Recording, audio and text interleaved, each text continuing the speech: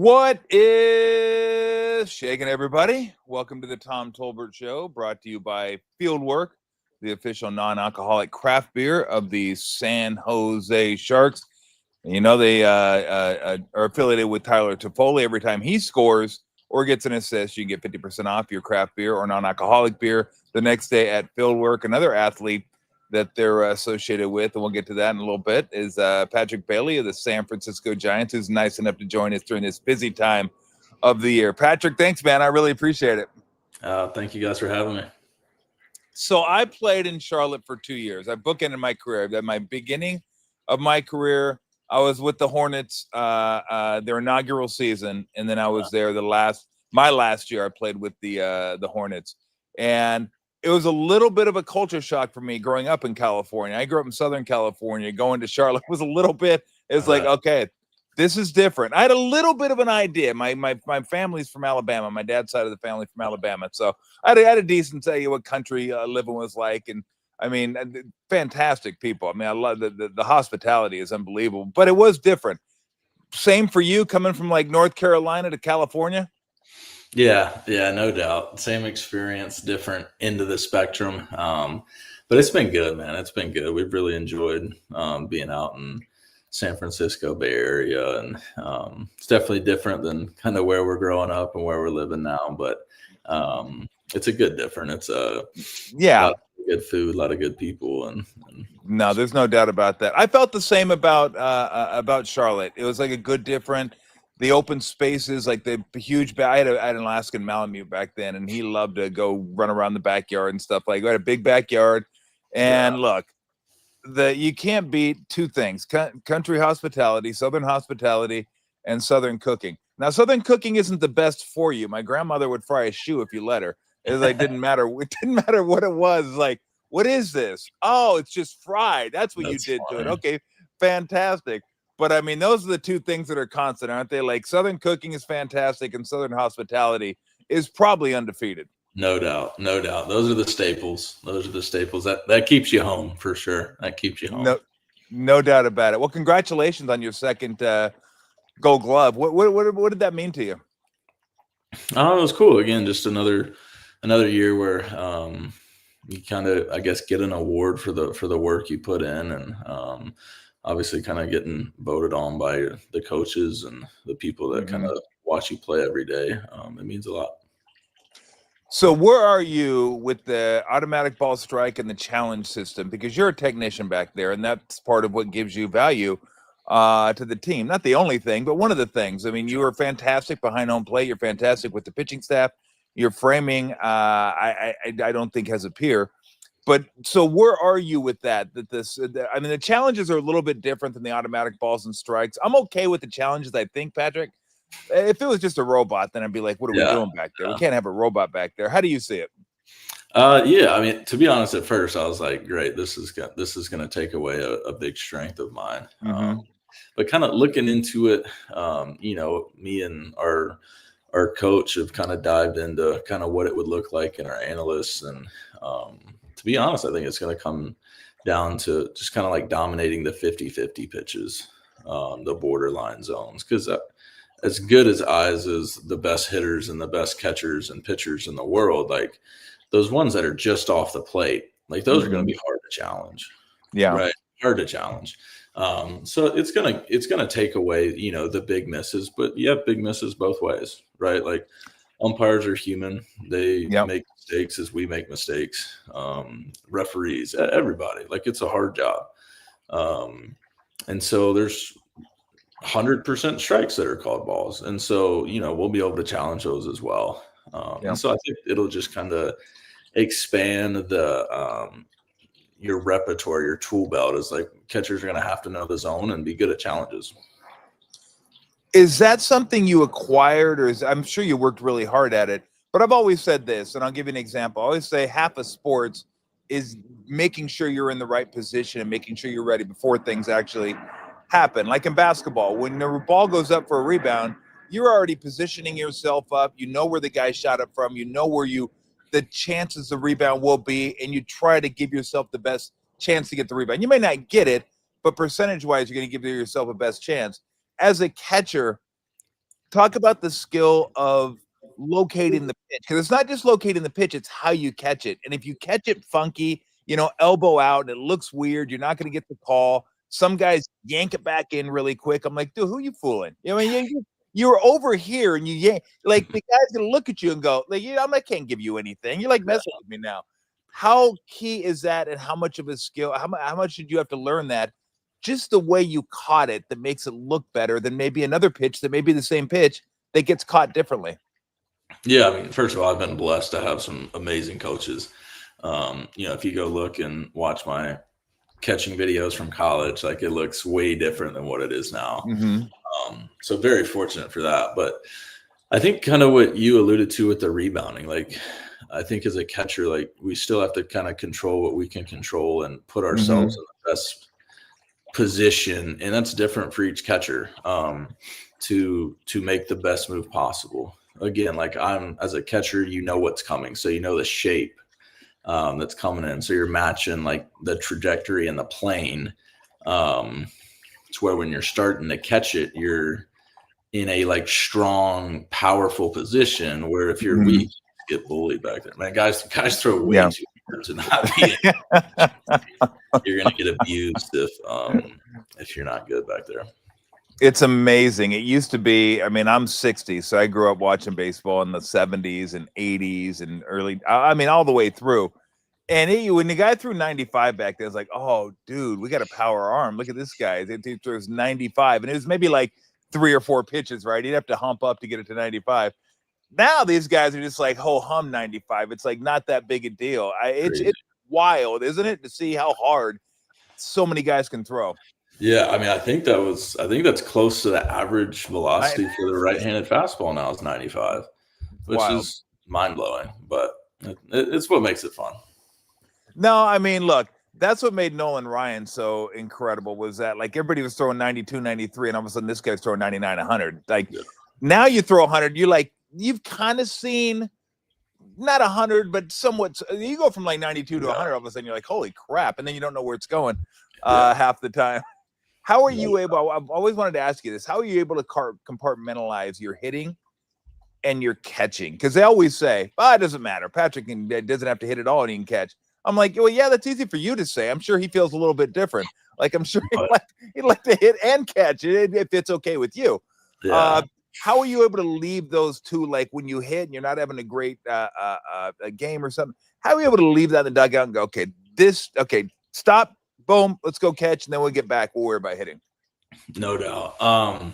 Yeah, first of all, I definitely want to be doing both and know it's in there and working hard to do it. But to be honest, it kind of started back in high school. Kind of the summer circuit, like was really struggling with the bat, but like made a couple cool teams. And I was like, oh, okay, like I guess catching brings a lot of value. What I do defensively. And so I was kind of learning quick that what I bring to the team behind the plate is most important. And a lot of people say, what you do at the plate's a bonus, which, everyone wants to perform well. But the last thing I can do, the last thing I think any good baseball player or athlete can do is let some failure on one end of the court or field transition to the next. Because for the most part, defense is effort. Obviously, there takes some talent. There's no doubt about it. But Magic's probably similar in the basketball world, right? Like, there's some guys that have the talent and ability, but if they're frustrated with missing a couple shots, and that's probably the quickest way to earn the respect of your teammates. And again, for me, it's like I need to get the best out of our pitching staff, and they need to know that no matter if I'm 4 for 4 or 0 for 4, like I'm locked in and like doing my work back there. And that's the thing. It's like you could go out like as a basketball player and miss a couple shots and like defensively maybe a blow-in assignment. And then look, it's not cool, but you're responsible for a staff. Like those guys are counting on you to be at the top of your game. So not only is it I'm letting the individual guys down by not being as locked in as I can be. So that's got to be extra motivation. Like, look, I owe this guy my best behind the plate, and then you got to know their personalities, and then you got to know their pitches. that's probably got to be kind of fun, but I would imagine fairly exhausting when it comes to it down to it. Yeah. Mentally, it's crazy. At the end of the season, Yeah. it's like obviously there's some physical exhaustion, but what you said, it's like the mental side of it where like I don't get many breaks during the game where like I have to be locked in. I don't get the in between pitches, get to look up into the stands and see what's going on. But like you said, it's something that I really enjoy and kind of always keeps me locked into the game. How do you handle an umpire if he's not giving you pitches you think you should get? Do you know where strikes or know where not strikes? Because you're a hitter as well, so you can't go too crazy as a hitter because you're also catching it. Basically, it's just like, hey, I want that behind home plate. But I always thought, refs and umpires hate to be shown up. So like the whole shoulder slump or the whole this or that, that's not going to work. Do you talk to him like without like it making a big deal? Like I thought I had that one. Are you sure that was low? How do you try to get your point across to umpires without them feeling like they're being shown up? Yeah, you said the most important part. Like they don't want to be shown up in front of people. They're trying their hardest. Like they're doing it at the highest level as well. I think it's very easy for us to forget that as players. Yep. Like they're trying to be perfect. We're trying to be perfect. I make mistakes. They make mistakes. For me, it's just like conversations in between innings. Typically, like I'm always with them. It's like, hey man, like I think that was there. Can you stick with it? Hey, I don't think that was there. Like, and you just talk to them. Yeah. And there's times I'm good at that, and there's times where the emotions of the game take over, and I got to go apologize the next inning. Yeah. Like that wasn't cool. Like that was I was wrong because I'm wrong plenty of times too. And like, hey, I think that's there, and it's not. So yeah. Well, I think that's one of the biggest signs of a really good official, no matter what sport it is. Understanding the pressure the athletes are under, understanding they're going to lose it, blow up occasionally, and not go back at them. And I've always had my problem with some baseball umpires because I feel like they antagonize and they look for a confrontation where you want to diffuse everything. And some guys in basketball used to do that, the old school guys, but most of them were like, look, Tom, here's why I called this. Here's why I did it. If you don't agree with me, that's fine. But that's it. I let you get it off your chest. Now we're done. But I just don't like the guys that come back because they got to understand there's so much pressure to being a professional athlete. I mean, they should know that. And just give me 5 seconds, 10 seconds to let off some steam. And then if I keep going, then you can get on me. But give me a little bit of leeway. Yeah. Yeah. And I think most do. Most are professional. And again, everyone knows it's a highly competitive atmosphere. And we're all trying to provide for our families and win games, and they're trying to provide for their families and be the best umpire they can be. Hey, we're going to get to Phil work in just a second, but I got to show you a highlight now that you've caught your breath. I want to show you one of my favorite memories, and I'm sure Giants fans' favorite memories of the season this year. And I'm not sure if we're going to be able to pop this thing up here in a second. There we go. Let's see. No, speaking of catching your breath. There you go. Okay, what are you thinking right there as it goes bounding by Marsh? Don't fall over. Don't fall over. Just run. You're good. You can't hit the ground here. I remember. I saw the Angel Pagan one too. I think that was against Colorado.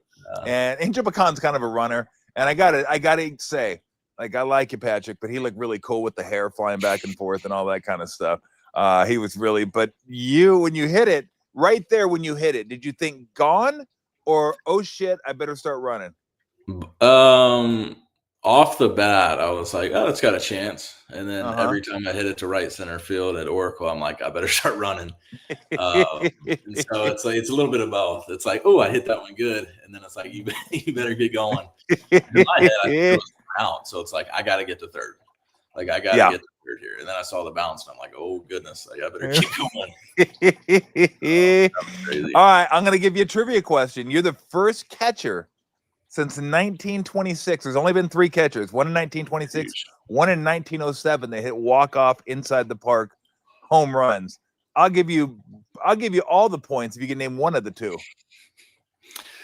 Wait, you said 1926. He played for the Senators, and then in 1907, a a Cubs backstop did it? I mean, I got no clue. What do you got for Benny me? Benny Tate. Okay. Yeah. Pat Morgan in 1907 All right. for the Good for the company. Cubs. Good company. Yeah, great company, incredible company. How tough is it? Okay, how tough is it to pinch hit? Not pinch hit, but how tough is it to switch hit with all the other stuff you're doing? And have you even thought about maybe trying to go to one side of the dish or the other batting, or do you still want to switch hit? No, I'm still doing both sides. Okay. I think it's something that you can just kind of be hopefully platoon neutral, or manager wants to write you in the lineup every day, like he knows that you can do it from both sides. And for me, catching, like, I want to be out there as much as possible. I want to catch as many games as I can, and I think that usually gives us the best chance to win games. So I'm going to keep that in my back pocket as long as I can. Got it. Have you talked to Tony Vitello yet? Yeah, we chat a little bit. He's we're ready to get going for sure. What were your first impressions of him, and well, what were your first impressions when you talked to him? It seems like he has a lot of energy, and I'm fascinated to see how it's going to go. Yeah, I mean, high energy guy. I think just ready to play baseball. Like, he's ready for spring training to get things going, and it's been cool just asking everybody that's played for him. Like, I haven't heard a bad thing about him. Everyone's like, dude, this guy loves his players, loves the game, competes, competitor, a lot of fun, a lot of energy, and so I think that'll be good. I mean, I don't see the negatives in that. Yeah, no, I'm looking forward to it. I think it'll be fun. All right, let's get to your affiliation with Fieldwork. And have you always been a craft beer lover? I know you got a couple I think they're in Charlotte, but they're in North Carolina. Some craft beer places there that are like real. I've never been there, but I've heard really great things about. Which ones are they? It's like Dead Something or Burial maybe. The most popular one in North Carolina is the Sierra Nevada up in Asheville, North Carolina. Oh, damn, that one? Oh, yeah. Well, that's old school. Yeah, they've got some good stuff. Again, I kind of prefer the lighter beers, and they got some good ones up there. Yeah, man, Fieldwork is great. Now, talk about your affiliation with them and how you kind of got hooked up with them. Yeah, I mean, first of all, it sounded like, just from conversations, like they love baseball, they love the Giants. Yeah, that spoke to me, and just like a cool partnership, man. Like, it was, I think, an opportunity to get the fans involved from both sides, and I know it was right at the end of the season when it sounded like that. The spot right across from, I think Mission Bay, or right across from the field, yeah, right across the outfield, opened up. And of course, I was gone, but I think that it looked sweet, and excited to get back out there whenever we get back going. Yeah, I think they're gonna have a beer garden over there, which will be super cool. Yeah. Now they have a beer called Toffoli Time, so it's Tyler Toffoli's beer. We gotta come up with a cool nickname for a Patrick Bailey beer, because I'm sure they're gonna have a Patrick Bailey beer. We gotta figure out what type of beer. Are you a Pilsner, Lager, IPA, Pale Ale? Like, what's your favorite type of beer? I think it's more like lager. Lagers. Yeah. Just nothing too fancy for sure, but definitely the lighter side. I can't do the dark stuff. I haven't graduated to that yet. You'd be surprised. It's surprisingly drinkable. It's not. I used to look at light beer or dark beer and think, boy, this is gonna be really thick, but it's not. Like, I'll give you an example. You think Guinness is really thick, right? Because it's dark, and Guinness is only 5.4%. It's like the same ABV as like a Pilsner or a lager. So we'll have to go. We'll go over to Fieldwork. We'll get one of those flights, and we'll get you involved in some of the darker beer. No doubt. I need them to broaden my horizons a little bit. Let's definitely do that. So y'all ready for Christmas? All good to go? Are you cooking? Do you cook at all for Christmas? I don't cook much. I'll grill it. So actually, for Christmas, I will. We usually like to get some steaks, and but man, we're ready for Christmas. I gotta 3-year-old and a 1-year-old, and nice. That's the I think best. every time the 3-year-old goes down the stairs right now, she's like, "I want to open presents. I want to open presents." So I'm super excited, and just looking forward to it, man. It's gonna be a lot of fun. Yeah, that's the best. There you go. You can sign up for Fieldwork Rewards. Get 200 bonus points on your first round when they open over near the ballpark. It's gonna be really, really cool. I guarantee you that. So I'll get into a little bit more of that because I know a little bit more about that.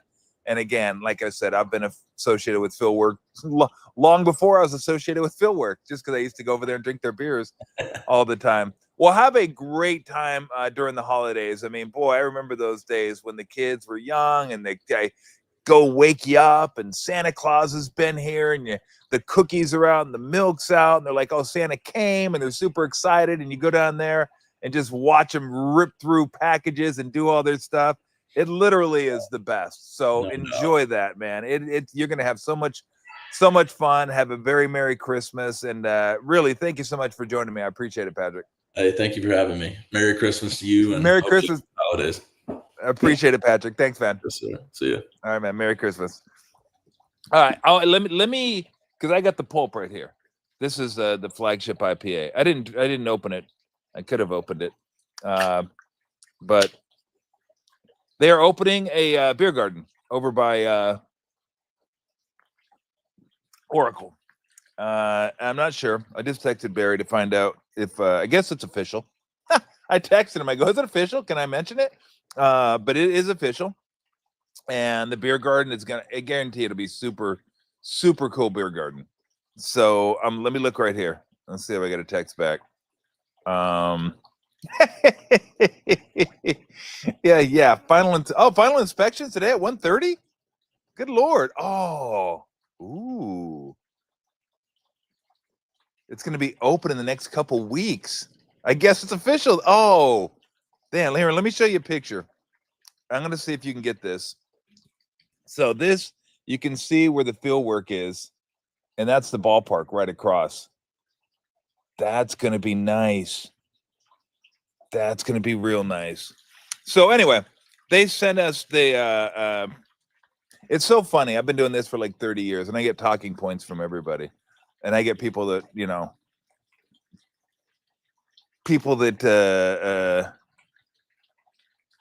want to ask me what I'm going to ask. I'm like, don't ask me what I'm going to ask people, okay? I know what I'm doing. I may miss a question or two, but I'm not Aiden Ross, okay? I'm not trying to get it. I'm not trying to get anybody. And Barry sent me, the fieldwork people sent me some talking points, and I'm like, bro, are you serious? Like, I'm a walking billboard for craft beer.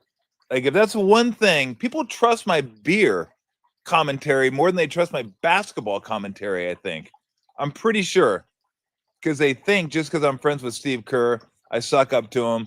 And that's the only reason I like Steve Kerr as a coach, because he sucks. He's fucking awful. And I just don't see it. But they do respect my beer opinions. So when I say Fieldwork is really good beer, it's really good beer. You should know this. Yes. Do I trust Fieldwork when I go to Fieldwork to get great craft beer? Yes. Local beer? Yes. So I told them, I go, just trust me with the Fieldwork. I got you. I've been going there for 6-7 years now. I went there on my own. After I tasted their beer, I wish I could remember the name of the beer. It's one of their 420 beers. Whatever, how many beers they have. I go, can you just keep some beers on tap, like, that I like, instead of rotating them through and like, hey, it's coming back. When? August. Fucking August. It's February. Can we like speed this process up a little bit? But no, they did. That's how craft beers do. Get craft. They don't have like a lot of flagships. Although Pulp, like I said, Pulp's a flagship. But I went over there, and I used to go over there all the time. And I got these crowlers. Remember the crowlers? Before they had cans, these 32-ounce crowlers. So I'd go there on Friday before football weekend. And Barry was usually over there at that point. We'd, have go beers, talk. Alex, the brewer, was over there sometimes. And we just, BS, talk sports, talk beer, whatever. Just talk about whatever.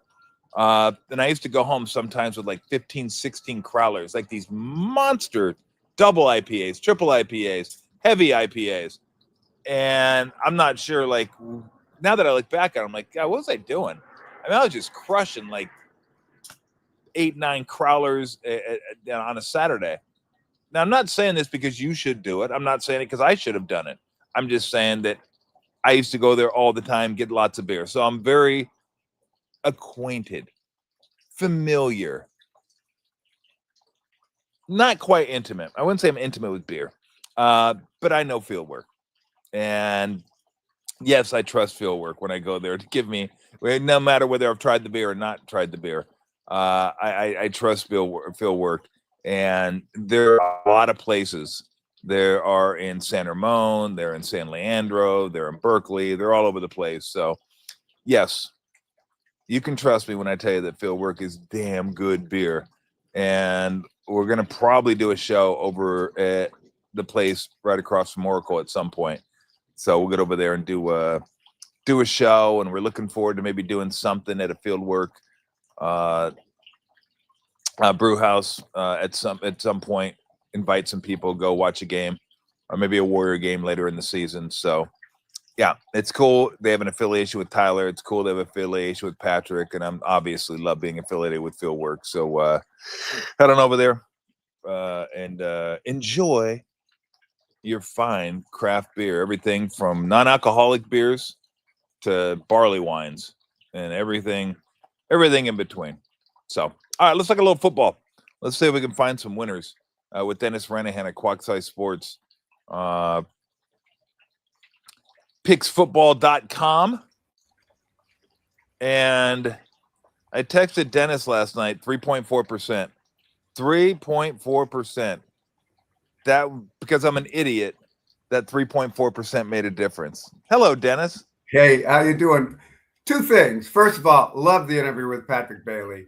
And I'm when they said a highlight of the year, I was so glad I was watching that game live when he hit the inside the park grand slam, because you can see things on ESPN or local stations later if something good had happened, but it's a different experience to actually be rooting for the team and then to see it happen live, because it's unfolded. And it was just such a great moment for the Giants. It really was. It really was. And how his teammates responded to him was so. The second thing I had to say was, you mentioned people say to you, what questions you should ask. When it's your expertise, what question to ask. Yeah. When I was working with the San Francisco Press Club, I was in charge of the publication for a few years, and we one year had cartoonist evening. So that was the event built around cartoonists. And one of the great gentlemen that contributed his time was Charles Schultz, obviously of Peanuts. Yeah. And so we had a lunch with Charles Schultz, and we were asking questions and things like that, what do you like? And one of the questions it was asked him, I think it was Barry Tompkins who was there. I think Barry asked him, he says, do you ever take suggestions from someone on what Peanuts should do? And this was Charles' answer. He said, if someone wants to make a suggestion, I invite them to make a suggestion with this guarantee: I won't use that subject. And it's like, go ahead, give me your suggestion, and that's it. I promise you I won't use it. Now, you might want to wait to see if that comes up on its own. That could happen. But if you give me that suggestion, I guarantee you it'll never be in the column. I kind of feel the same way a little bit. Now, look, I get it. This is what these people are hired to do, right? They're publicists. They're hired to protect people, and especially with the Puka thing that happened a couple of days ago. Although the more I'm reading about Puka, I mean, he may just be a dumbass. I mean, I think he got suckered, but he may be like one of these wannabe streamers. I missed it. I heard him talking about it. I don't know what the Puka thing is.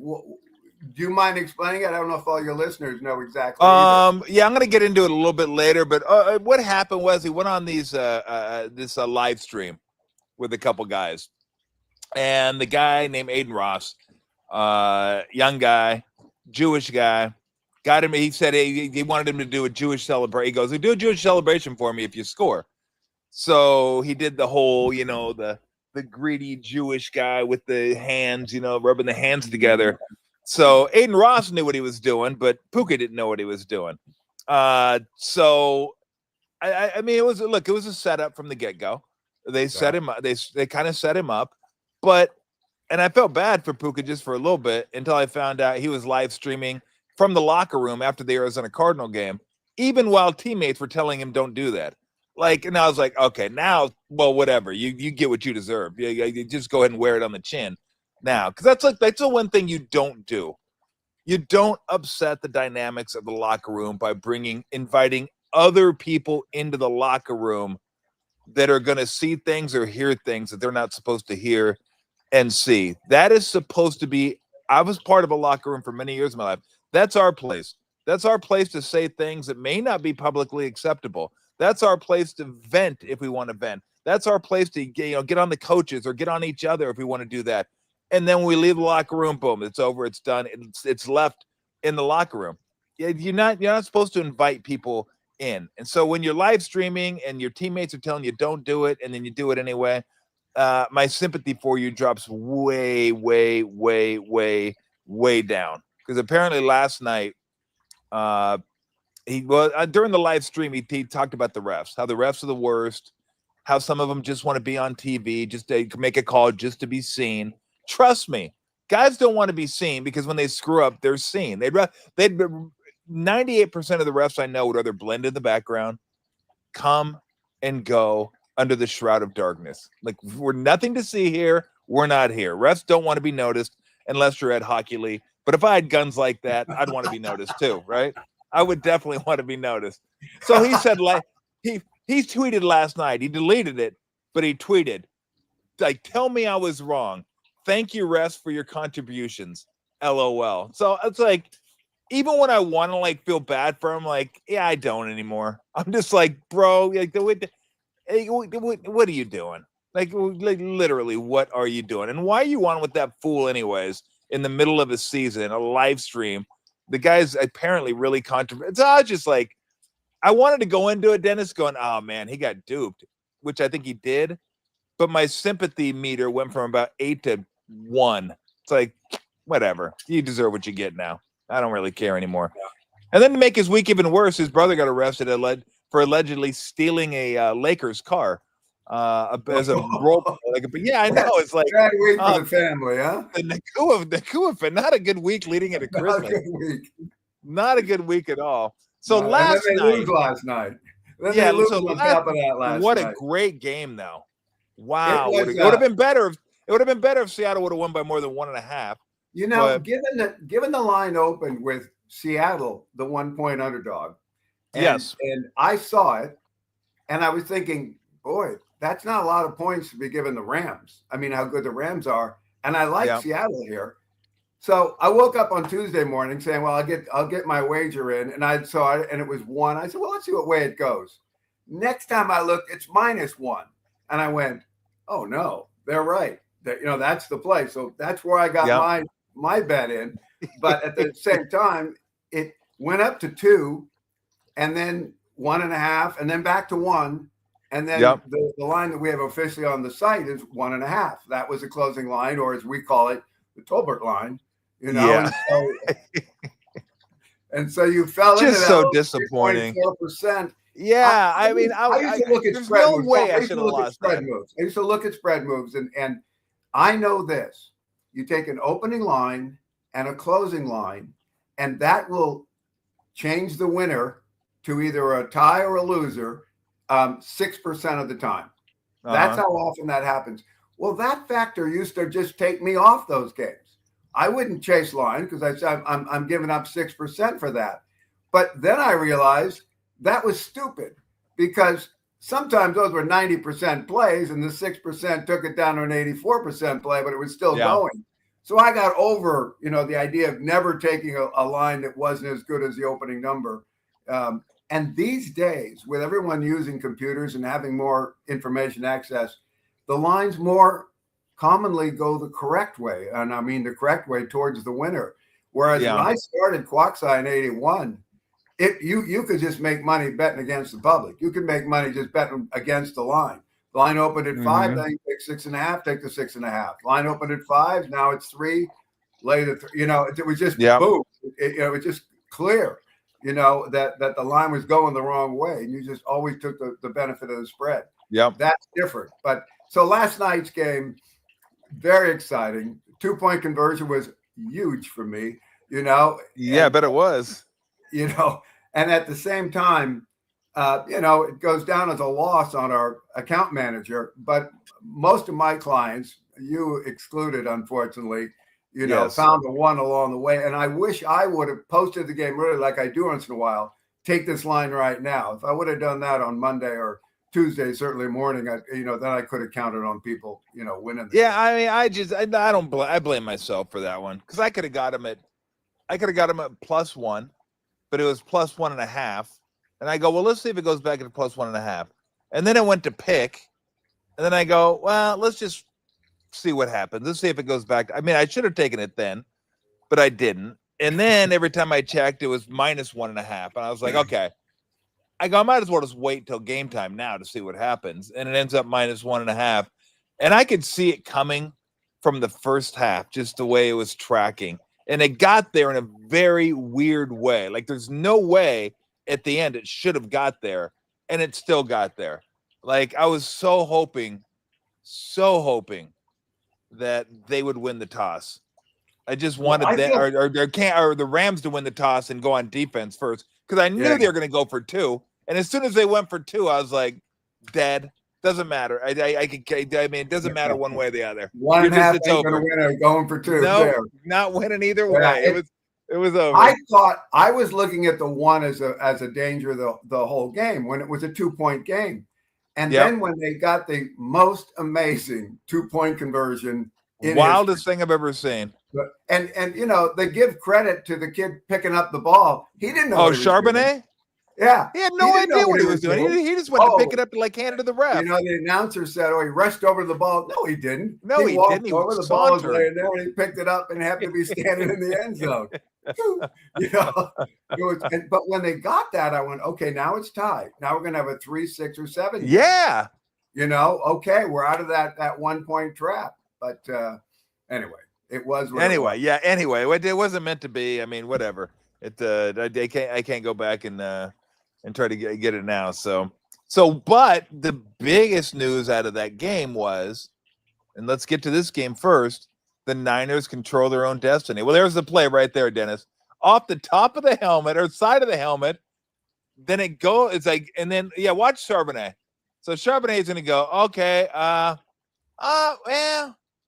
what the hell? Just kind of sitting there. Let's just go pick it up. And they go, I did love the Seattle helmets though. They change colors. Like anytime you had a different angle you looked at them, I kind of dug the Seattle uniforms. But yeah, I love that right there. He's like, it's just sitting there. Let's just, there you go. I'll go pick it up, see what happens. And they were getting ready to kick off. I've never seen something happen so late. Now, I'll give Terry McCauley credit. He was in the booth and he goes, hey, I think what they're going to look at is that a backward pass? And it was one of the few times that an actual official that's in the booth offers us anything that's interesting. Most of the time it's like, yeah, that was a fumble. His knee wasn't quite. I'm like, yeah, I can see that. I don't need your help on that one. People complain about their officials hurting their team. Incompetence knows no side. The officials are amateurs as to what they should be.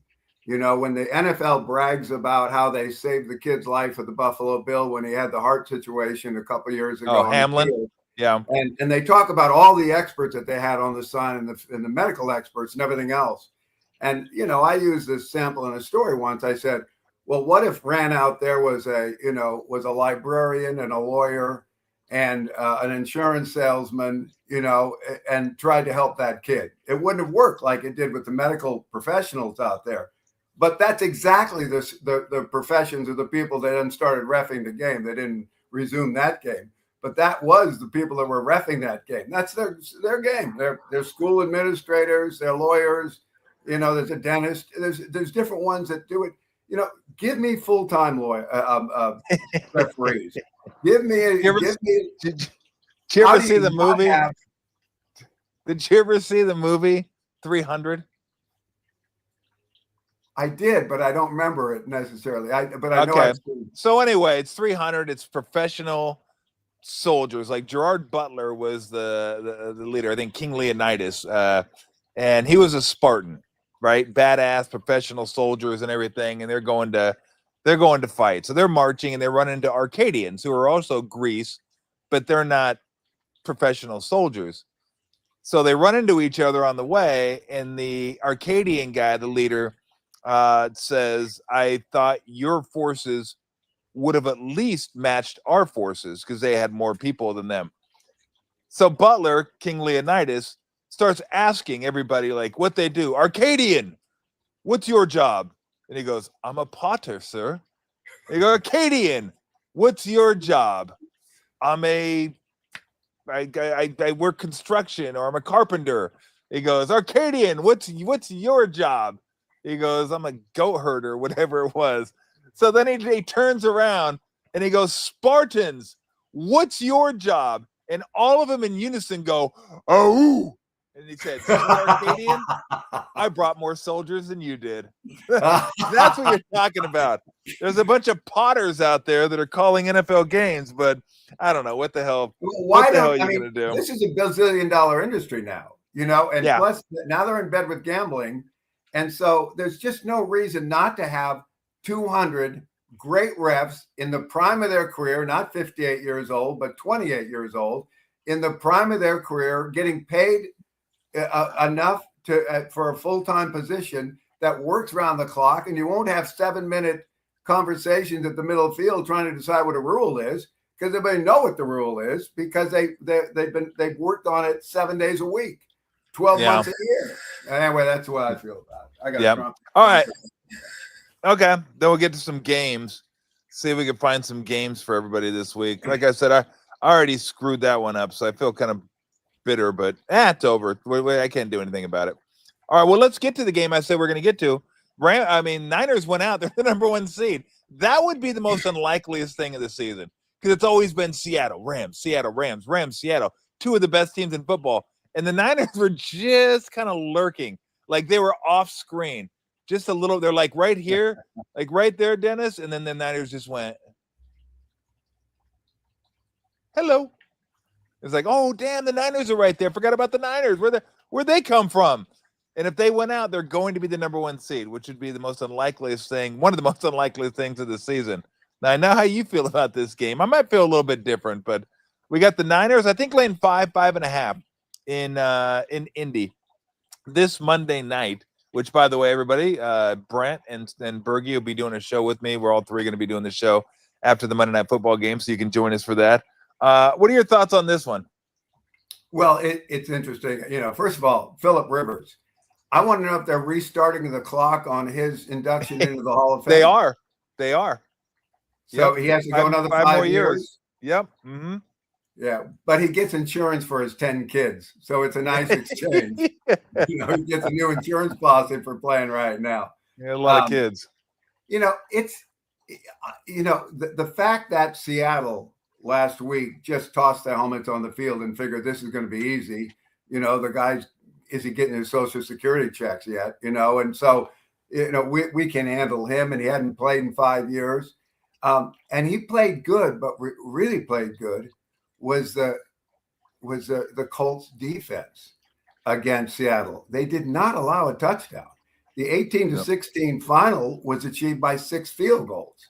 And so, and all season long, early in the year, the first half of the year, when the Colts were doing very well and in first place, it wasn't their defense that was getting that done. It was Daniel Jones and his offense. They were outscoring their defense, but in those games.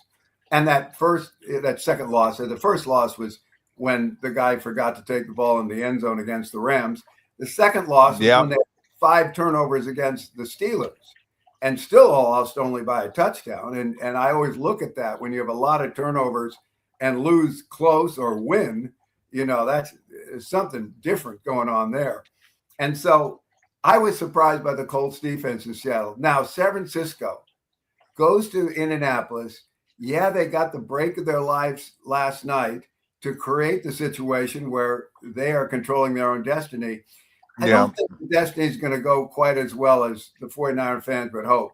I think this is a real tough game for them in Indianapolis. I think the Colts will, the home debut, or else going to be horrible. Maybe Phillip comes out and has more confidence than he deserves because he played well last week when no one expected it. But I think the Colts will be right there. I think I'm still looking at 6 points. You're talking 5.5. Okay. In any case, that line, I'm looking at the number as the side to be on there. And I hope the 49ers win. Understand, I'm not rooting against them. But I may be betting against them. I do have 6s and 5.5. So make sure you shop around. Here, let me give you a little, if you're going to bet on the Niners there, you want to lay the 5.5. And Thank you. That hurt. That sucked. All right. What's the other one I was looking at? I was looking at one more. I wanted to ask you, what do you make of Cincinnati, Miami? Because this line went from pick nothing. Okay. Because I was wondering, because we know Tua's out and Ewers. Well, you know what, Dennis, before we get to that, talk about this on the bottom of the screen. That's special. You're going to offer people, because I want people to know about that. They put it up there, and I don't know if people saw it, but if they can see it now, and also you talking about it, tell everybody what you're going to do for the people that listen. Well, this is your first year with your podcast. I know that on KMBR one year we ran a special, the Tom Tolbert special, for 1 week, and we had a good response to it. And so, quite frankly, from my standpoint, I like to allow as many people into our information to benefit from it. And I know that we're priced out of the range of a lot of people. It wouldn't make sense given, and I never tell people to wager more than they can afford, so our clients have to be able to afford, our service and then expect to make money on top of it. And so, but I love offering it at a price where a lot of people can participate. And so what we're doing here, I put a Tom Tolbert logo on our site. I'm not promoting this in any other way, but to tell your listeners and viewers, there's a Tom Tolbert logo on the Quack side. Yeah, that's a valuable property, Dennis. Look out. We have to get our lawyers. There it on is. That. Well, Daniel will probably be suing me on Tuesday, but I got your logo up there on the site. Oh, man. And if you click on that, you can go to a sign-up form that will give you the rest of the season, starting, be Sunday. The stories were every day, but the picks come out on Sunday, and whatever day, Monday, last night, things like that. But I'll give you the picks for the rest of the year. There's the Tom Tolbert side. I'll give you the picks for the rest of the year through the Super Bowl for $100. And so that's 7 weeks of picks. And that's a good deal. That's a good deal. For the first 40 subscribers, we'll throw in a copy. We'll mail how about that? Davis to win. So you get the there book. You go. You get 7 weeks. Al Davis to win. You get a copy of the book for $100. And so I think it's a great deal. My dream job, Dennis. I'm on the Home Shopping Network. Yeah. But wait, there's more. There's more. Anyway, so you just go to the site, picksfootball.com. The logo's in the top left-hand corner right there on the site. Click it, and there's a sign-up sheet. That's awesome. And I would encourage people to do that. $100, and I'm going to guess, Dennis. So we have this week, 2 more weeks, and I will let people know that on average, Dennis, I would say is probably around four plays a week. Sometimes there's 5, sometimes there's 3, but I'd say 4 is about the average. So if 4 is the average, let's say you're looking at 12 the rest of the regular season, maybe 11, and then you got the playoffs. There are probably 4 or 5 there. So let's be conservative and say there's going to be 16 picks the rest of the year. You're looking at $7 a pick is what you're looking at. about $6.50 actually a pick. So I mean, if it's something you thought, I always like to get somebody else's insights, and this is a perfect one. You can compare Dennis's insights with your insights, your information with his information, and just kind of see what the whole deal is all about. for like $6.50 a pick. I mean, it's basically stealing. So if it's something that you're really interested in, then I would encourage you to do so. And you get the book. First 40 subscribers. And you get the book. There you go. And you get the book. So no, I think that's fantastic. So that's a nice little Christmas gift to our listeners. When we did that on your radio station a few years ago, there were so many great people that became clients off of that, and I used to talk to all my clients because beginning in the 80s, everything went through the phone. There was no internet yet, access. So I loved, and I missed that because now it's all done on the internet. And so, but I enjoy the exchange as well. When we get someone to call in and say, "What the hell were you doing with that pick?" Okay. Oh my goodness gracious. Okay, so we can skip this because I actually kind of wanted to get. It was weird because Cincinnati and Miami were about a pick 'em, I think. Yeah, they were a pick. Then it was announced Tua was out. Burrow's going to play, but Tua's out. So Ewers are going to start for Tua now. And that goes to 4. And my knee-jerk reaction always like, wait a minute. Are they overreacting to this news? What's Ewers going to be like against a bad defense? They've been able to run the ball. I thought their defense was pretty good, pretty physical for about 2.5 quarters. And then Pittsburgh just kind of ran them over. But I thought a lot of that was the offense gave them no help whatsoever. And the defense was kind of hung out to dry in the second half. So they're at home now. Achane is at a really, really good year. I'm hoping I'm not going to take him, but this is my thought process. Ewers might not have to throw a lot. Miami's defense is still playing hard. I think they're playing for McDaniels. The whole Burrow's comments are kind of weird. I don't know what kind of vibe is there in Cincinnati.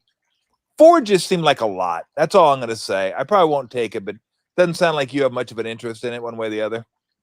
Well, here's my concern about taking Miami. The move they're making at quarterback is not to win. The move they're making at quarterback is to see if the kid out of Texas is good enough to play in this league.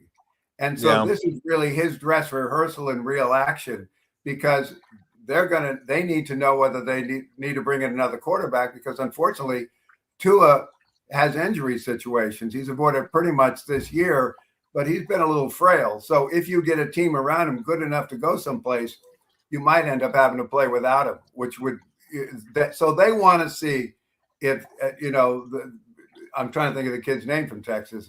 Quinn Ewers. Yeah, Ewers. They want to see if he's up to the NFL standard. So that's why they've made this move. Well, I'm very suspect of teams that are doing that kind of stuff instead of going out to win the game.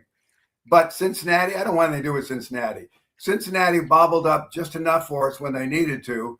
They beat Pittsburgh earlier in the season for us on a Thursday night.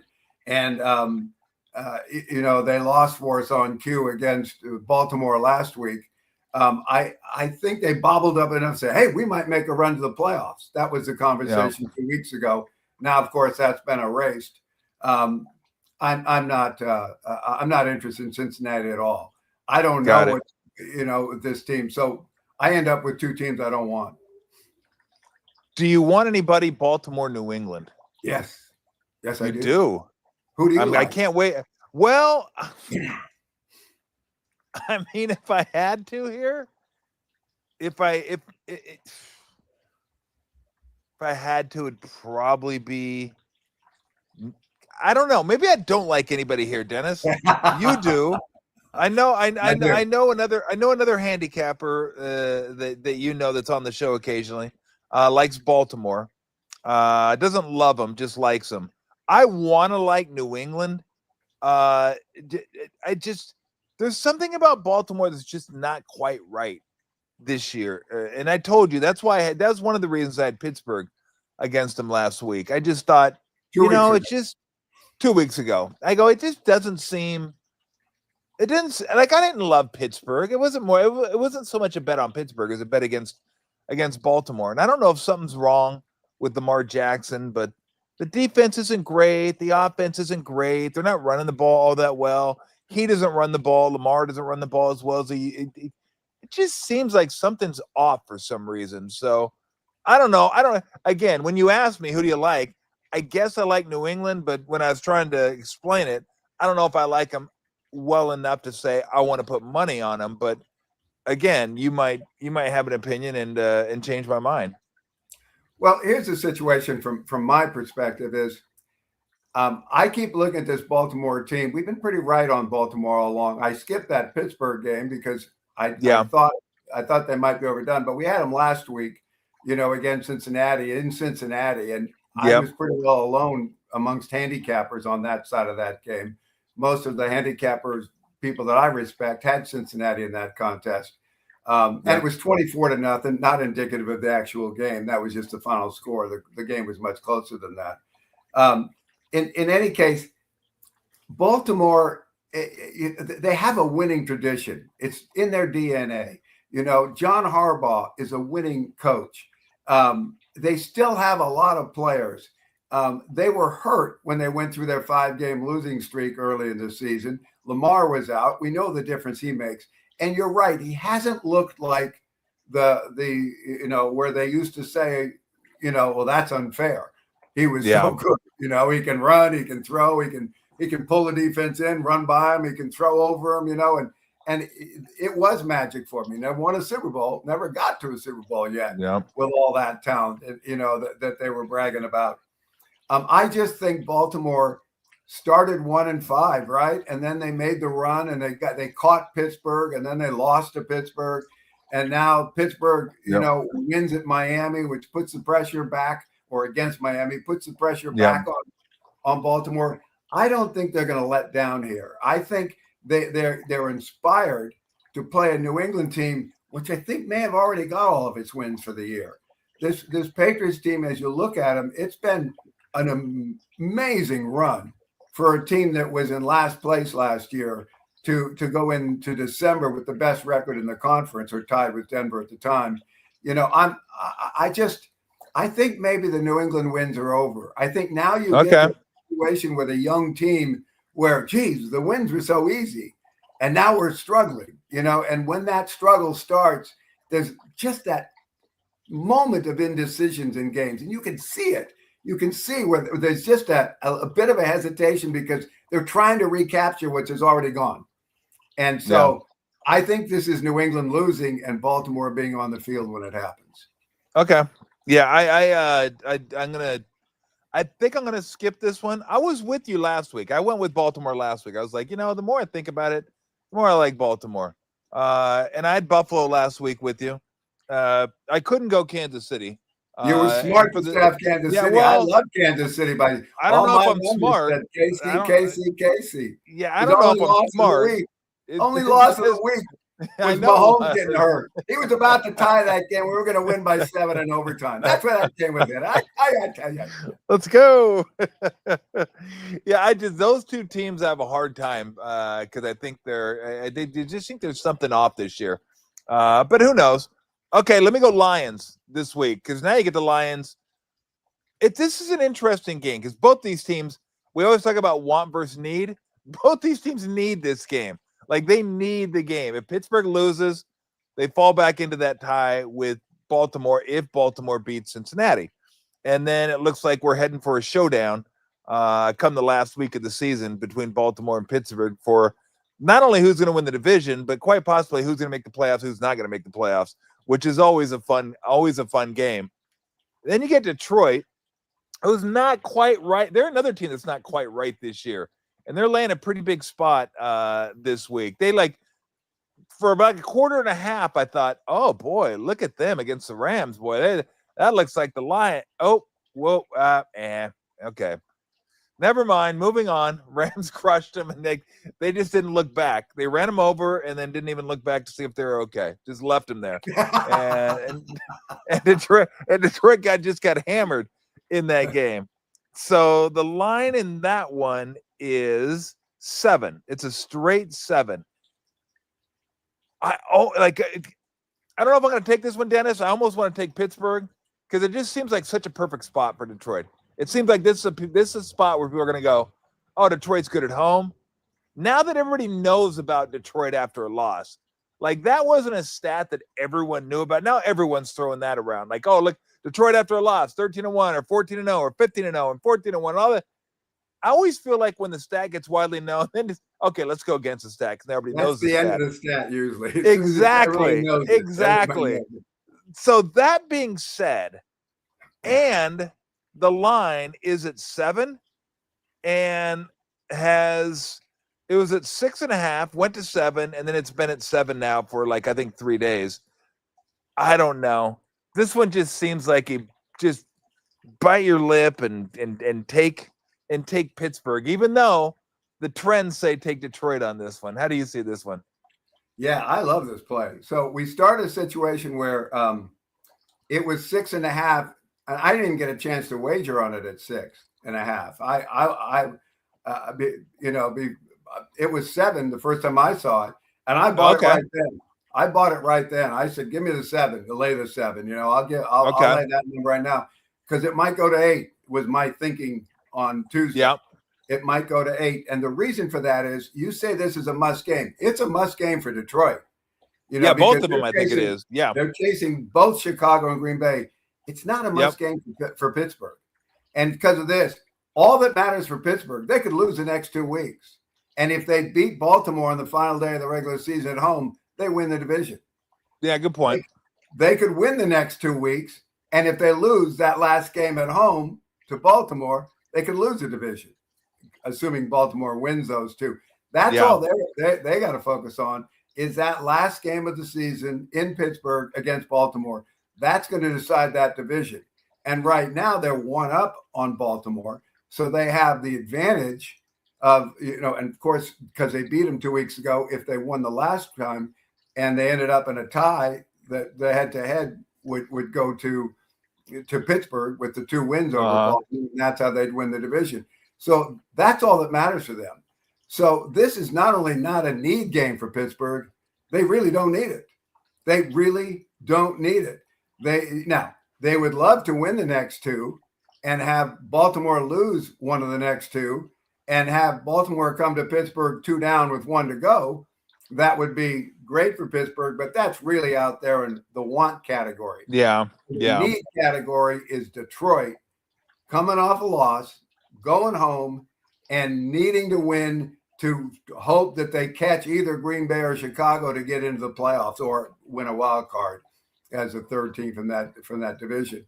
But so it's a must game for Detroit, and they'll get it, and they'll get it big. This is not going to be close. This is every time I say that, it never happens. I'm sorry, I cancel the universe. We're really going to be working hard. I know this is going to be a tough one. And that's hilarious. Just hang in there. I hope you don't get your asses beat. Come on, guys. Hit the field. I think Detroit wins big here. Okay. See, it's going to be interesting because I think there is a scenario that if they win the next 2 games, they're going to have it clinched on the last game of the season because Baltimore goes to Green Bay next week. So they have a pretty tough road coming in. Patriots at home, at Packers, and then Steelers. So, but I get what you're saying. And now that you say it and verbalize it, I agree with you. I think they need it, and the Packers want it.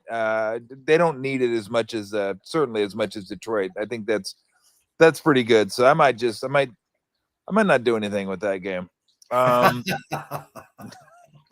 Falcons Cardinals. How about Falcons Cardinals? That's a foul. Hey, by the way, Pam said last week. That's no pun intended, by the way. Let me tell you this. Last week we were watching the Kansas City game, and there was one other game you picked that you won. And Pam looked at me, because she knew you weren't on Kansas City. And I'm trying to think what game you won. You won easy. You had Chicago, didn't you? Over the and that was like 31-0 or 31, whatever it was. And she said, you should just listen to Tom. Don't do that. I mean, I appreciate it, but don't do that. Pamela, you're not going to be happy with that. You're not going to be happy with my results. All right, give me the birds, the Falcons and the Cardinals. That's a Again, that's a foul game if there ever was one. Now, Falcons laying 3. Falcons are laying 3 at Arizona. This might be one I take Arizona because in what world are the Falcons a road favorite against anybody? They do not deserve to be a road favorite against anybody in the league. So just on principle, I'm probably going to end up, and I think Arizona stinks. They've mailed it in. But you're going to lay someone's laying points with the Falcons on the road? Please. I don't know. It may, well, I was going to say it may not be. All my wagers are the same. I just keep them flat across the board. So if I bet it, it'll be a wager. But I think I'm going to be on the Cardinals there just on principle, Dennis. Well, I really am excited to get the numbers in tonight when we canvass the casinos, because I want to see how many people are, lemmings going off the hill following the Falcons after they beat the Buccaneers last week. Yep. If there's a good percentage of the public on the Falcons, that really enhances the play on the Cardinals here. But we'll see what it is. The Cardinals are the Cardinals, no great shakes there. But certainly if we're going to take a side in this game, the side is the home team. All right, let me give you a quality game. Jaguars, Broncos. Yeah. Ogden's Jaguars, who they're an interesting team because Trevor Lawrence has been playing better. Their defense is really good. They stop the run. They don't get after the quarterback quite like the Broncos do, but I don't know that anybody does. It may be a 17-14 type game, 17-13 type game, but I don't know. I don't really have an opinion on this one other than I think it's going to be a lot of fun to watch. I guess if I was getting, I don't know if it's 3 or 3.5. If I was getting 3.5, yeah.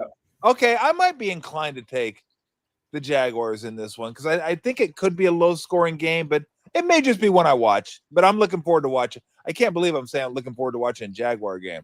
What is wrong with me? Maybe I've only hold on a second. Now I've only had Daniel's happy. 4 ounces of beer, so that ain't it. I thought maybe I was hammered already. But what do you make of this game? I was trying to look at my numbers over there, trying to find. I got it written down. I glued it in the story. But here's the interesting thing: these Broncos play well against the good teams. They've beaten Philadelphia. They've beaten Kansas City. I'm trying to think. There's 2 other good teams that they've beaten, and yet, they beat the Niners. Against the no, we're talking about Denver though. Oh, Denver. Okay. Yeah. I'm sorry. Denver. I'm sorry. Denver does well against the good teams. Now, Denver against the New York Jets, the New York Giants, the Tennessee Titans, the Las Vegas Raiders, and Washington Commanders. Those 5 teams are combined.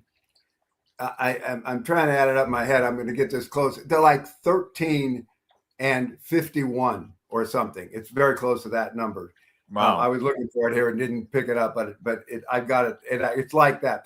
Those numbers, those 5 teams straight up are 15 and 31 against straight up against the Broncos, against the spread. Those 5 teams are 6-0.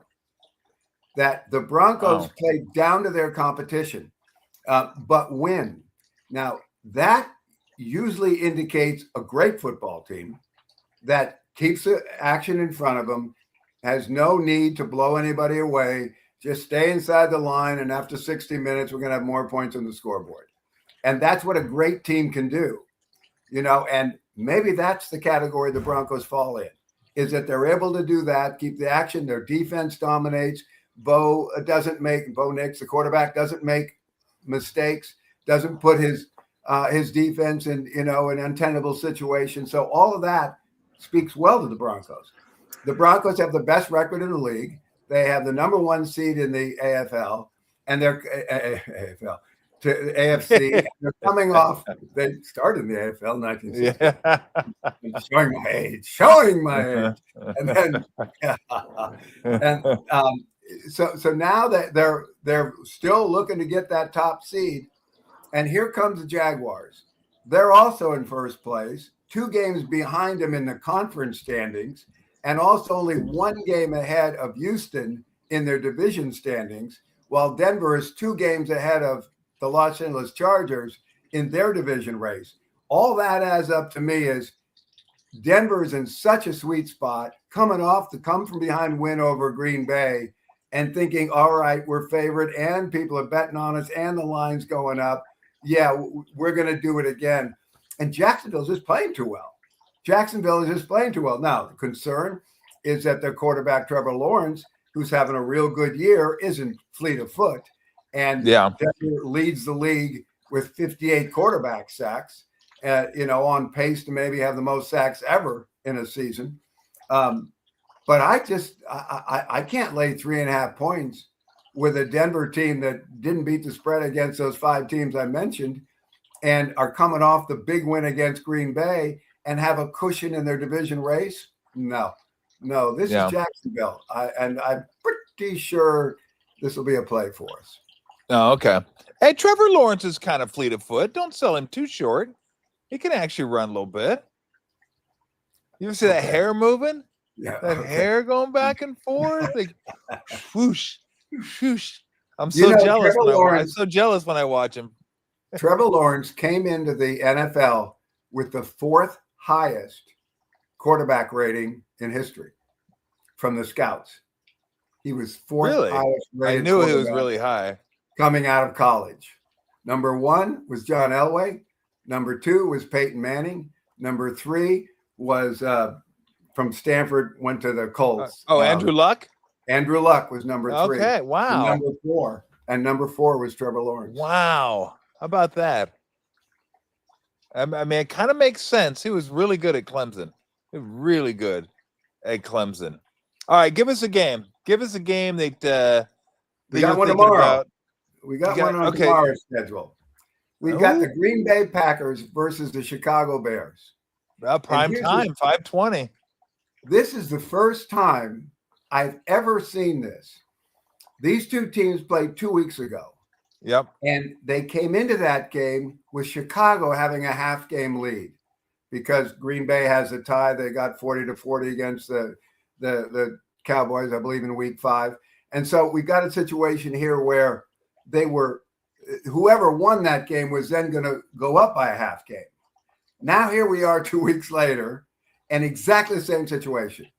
The same teams ahead, the Bears, because they won last week, and the Packers lost to the Broncos. So I've never seen this before. In a 3-week period, 2 teams played each other and exactly the same standings, a half game separated, and the same team in first place.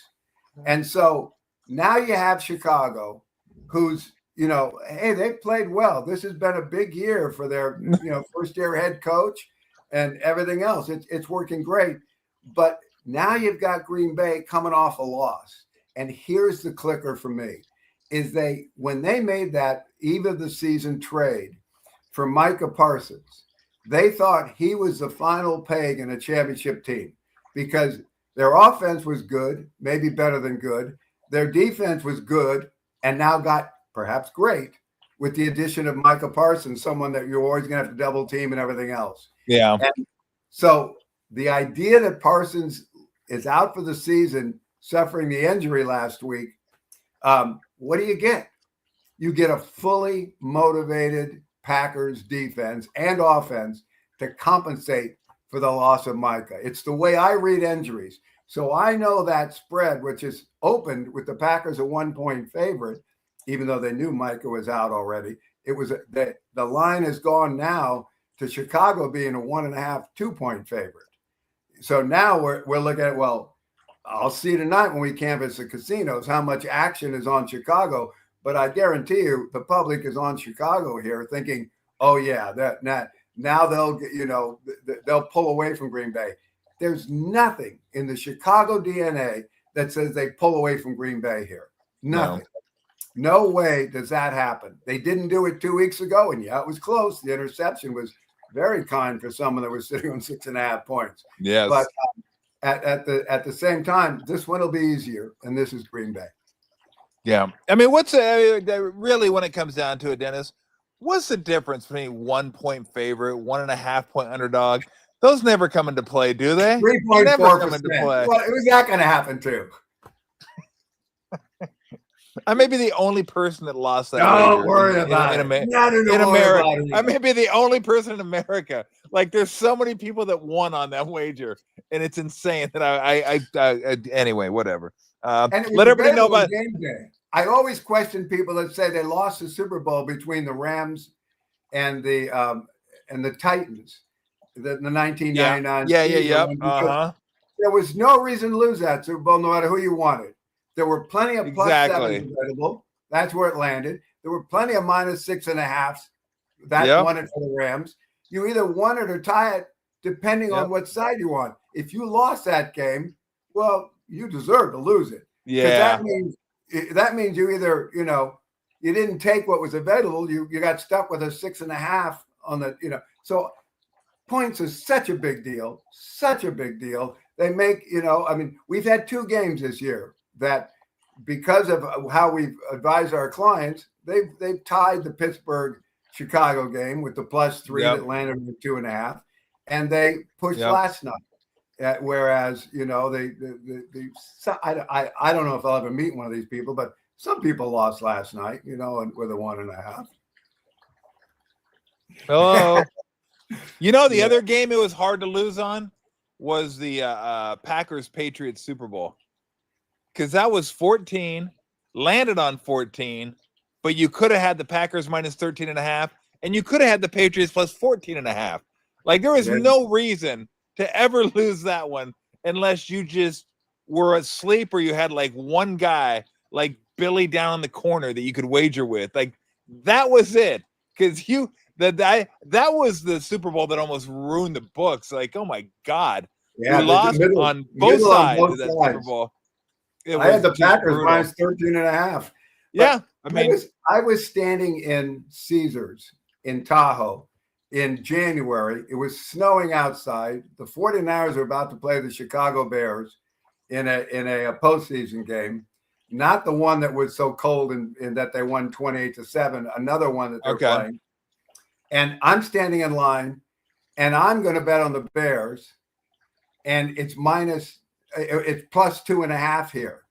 But I knew across the street at Harvey's, it was a half. And I'm talking to the guy behind me, and I says, well, who are you going to bet on? And he says, well, I'm betting the Niners. I said, well, then don't do it in this line. You can go across the street and just lay a half.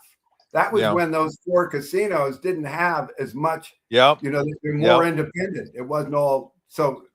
And he looked at me and said, he went, it's snowing. I'll just bet it here. And I'm thinking, well, that's snowing. Fool's gold. Now, it didn't matter. I lost the bet. The 49ers won. I was on the wrong side of that one.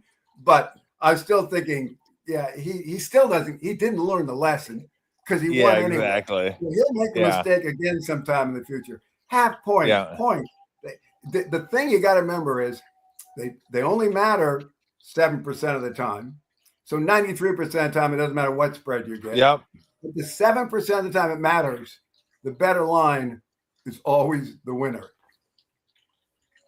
Yeah, and people don't understand that, like, when you start adding in the VIG, that losses are minus 110 and wins are even. Like, I always tell people, I go, here's a quick exercise for you. Let's say you go 55 and 45. Pretty good. You're 10 games over 500 in a 100-game sample. That's pretty solid. Now with the VIG, you're 55 and 49.5 if everything is 110. So you've now won 5.5 units. Respectable. Really good. Really good. So let's say you just flip it. And now you're just a little under 500. You're not terrible, but you're not great. You're 45 and 55. So now go ahead and add the 10% to the 55, and you're 45 and 60.5. So in one scenario, you're minus 15.5 units.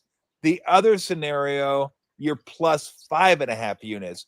I go, that's where it really should crystallize for you, that when you lose a little bit that you shouldn't have lost, and you do it 3 or 4, 5, 6 times a year, it drops your percentages, but then it grows more than it should because of the minus 110. And it doesn't register to everybody, but most people kind of get it. But the 55-45 is the one I always point out because they're like, God dang. So I win 5.5 units. And the other scenario, I lose 15.5 units. Like, it's a massive, massive turn. So look, some people can, some people can't. But if you can, there's no reason not to get the best. Why wouldn't you want the best line? Why? I mean, just you wouldn't. You try to. I mean, you try, whether you bet it with different outs or you time it right. You should always try to get the. Why wouldn't you? And I'm not advocating buying points because I don't buy points. That's not my preference to do. I just feel like like you said, most of the time it doesn't matter. So I'm not going to buy points chasing a half point here, half point there, and then lose 120 when I'm already losing 110. But if you can, even if it's a half point, like 4.5 to 5, that may not mean that big a day. Just try to find it. It's worth your time. You know, I want a few years ago, 15 years ago, I figured out what lines were best to buy. And the one that popped up was moving a 5.5 to 6. And the reason for that was that half point didn't cost more. You know, it was just the extra dime. You start moving on and off threes or on and off. Oh, sevens, that's big. That hurts. And they're up to 25, 30, you know, it's big. And so that makes it more difficult. Well, the truth of the matter is, every time I did the scenario, played it all out, I even had a 3x5 card of laminated that I sent to the clients to, look up and see if I should buy a half point here. And I always said, only buy a half point to save a loss, not to try to gain a win. So if you're always moving up to the hard number, you're not trying to take a hard number and get up a half point because you're saving $1.10 where you're only trying to win $1. So got it. Never made any sense, Tom. Never made any sense. No matter how hard you work, the books make money on people buying lines, buying numbers. It never pays off ultimately. Never pays off. Ultimately. No, I don't. And they celebrate when, it was only 2.5 and I got 3 and I pushed. Yeah, good for you. Good for you. Yeah. In the long run, it ain't gonna work.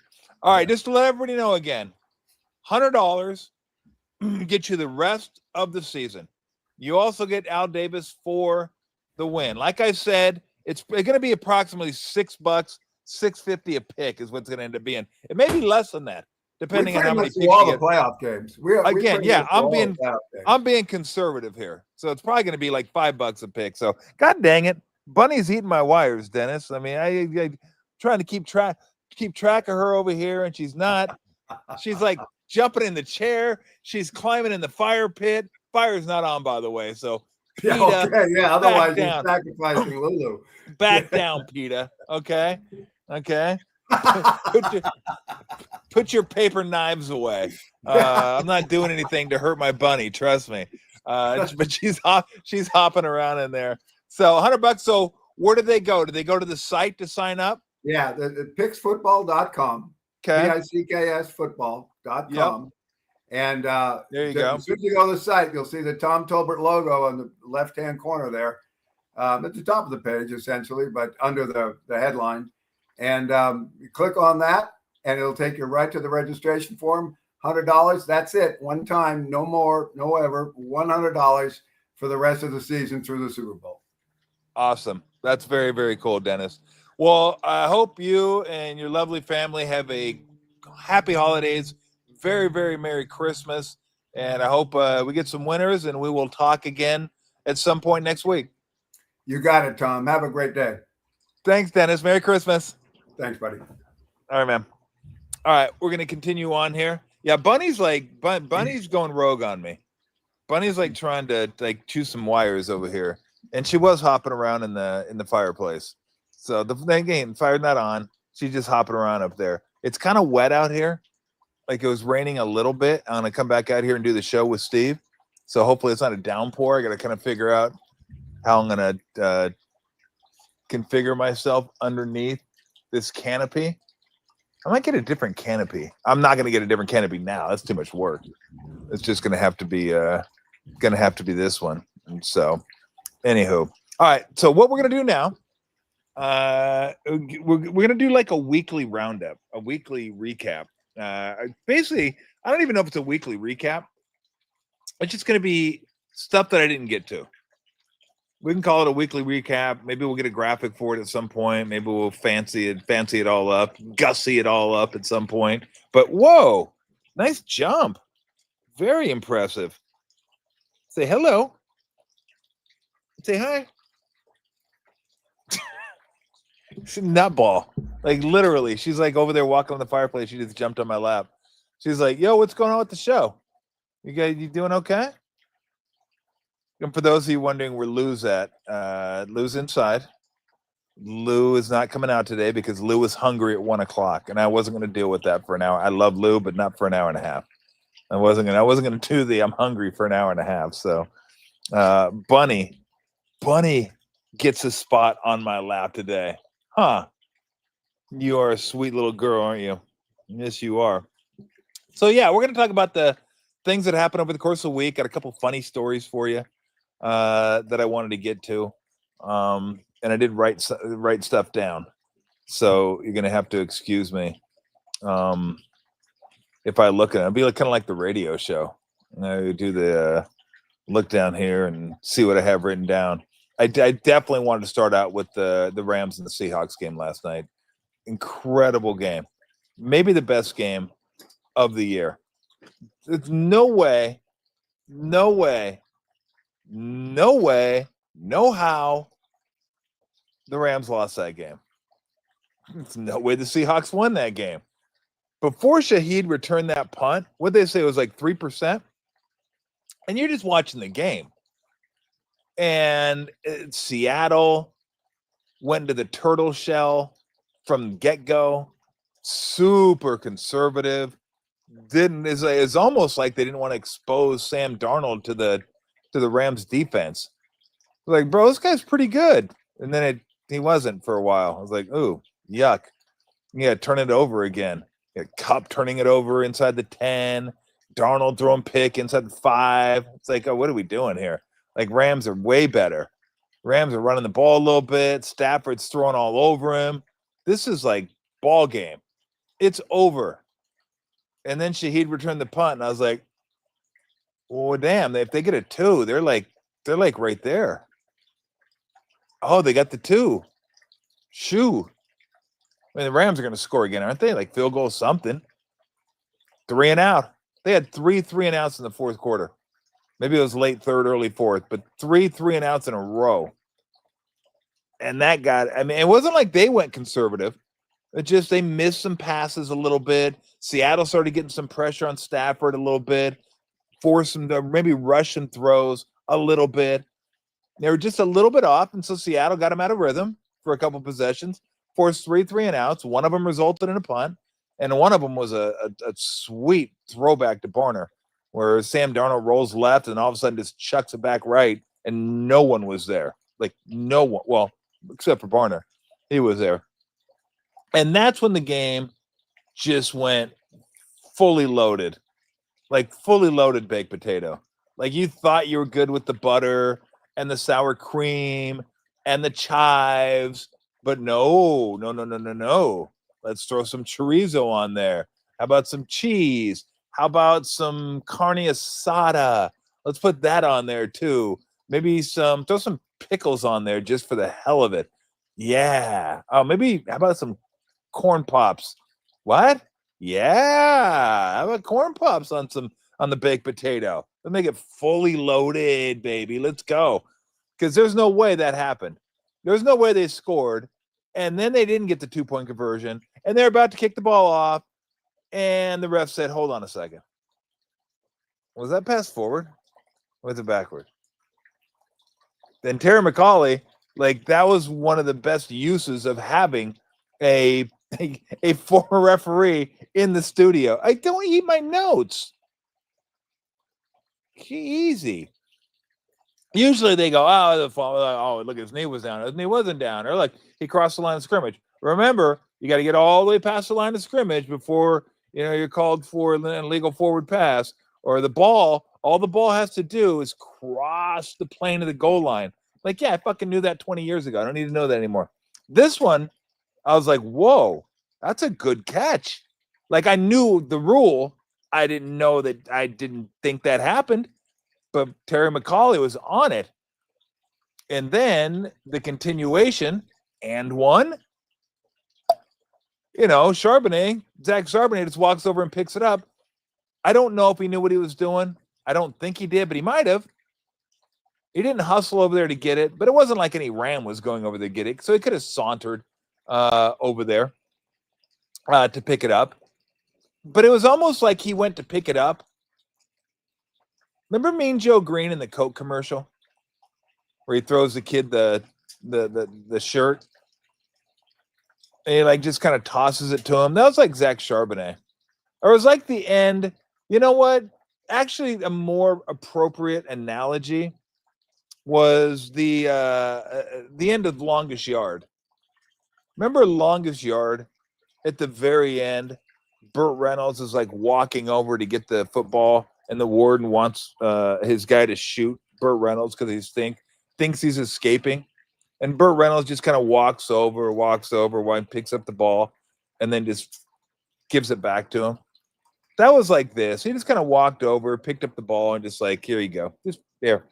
We're good. Come to find out, that was your 2-point conversion. That was 30-30.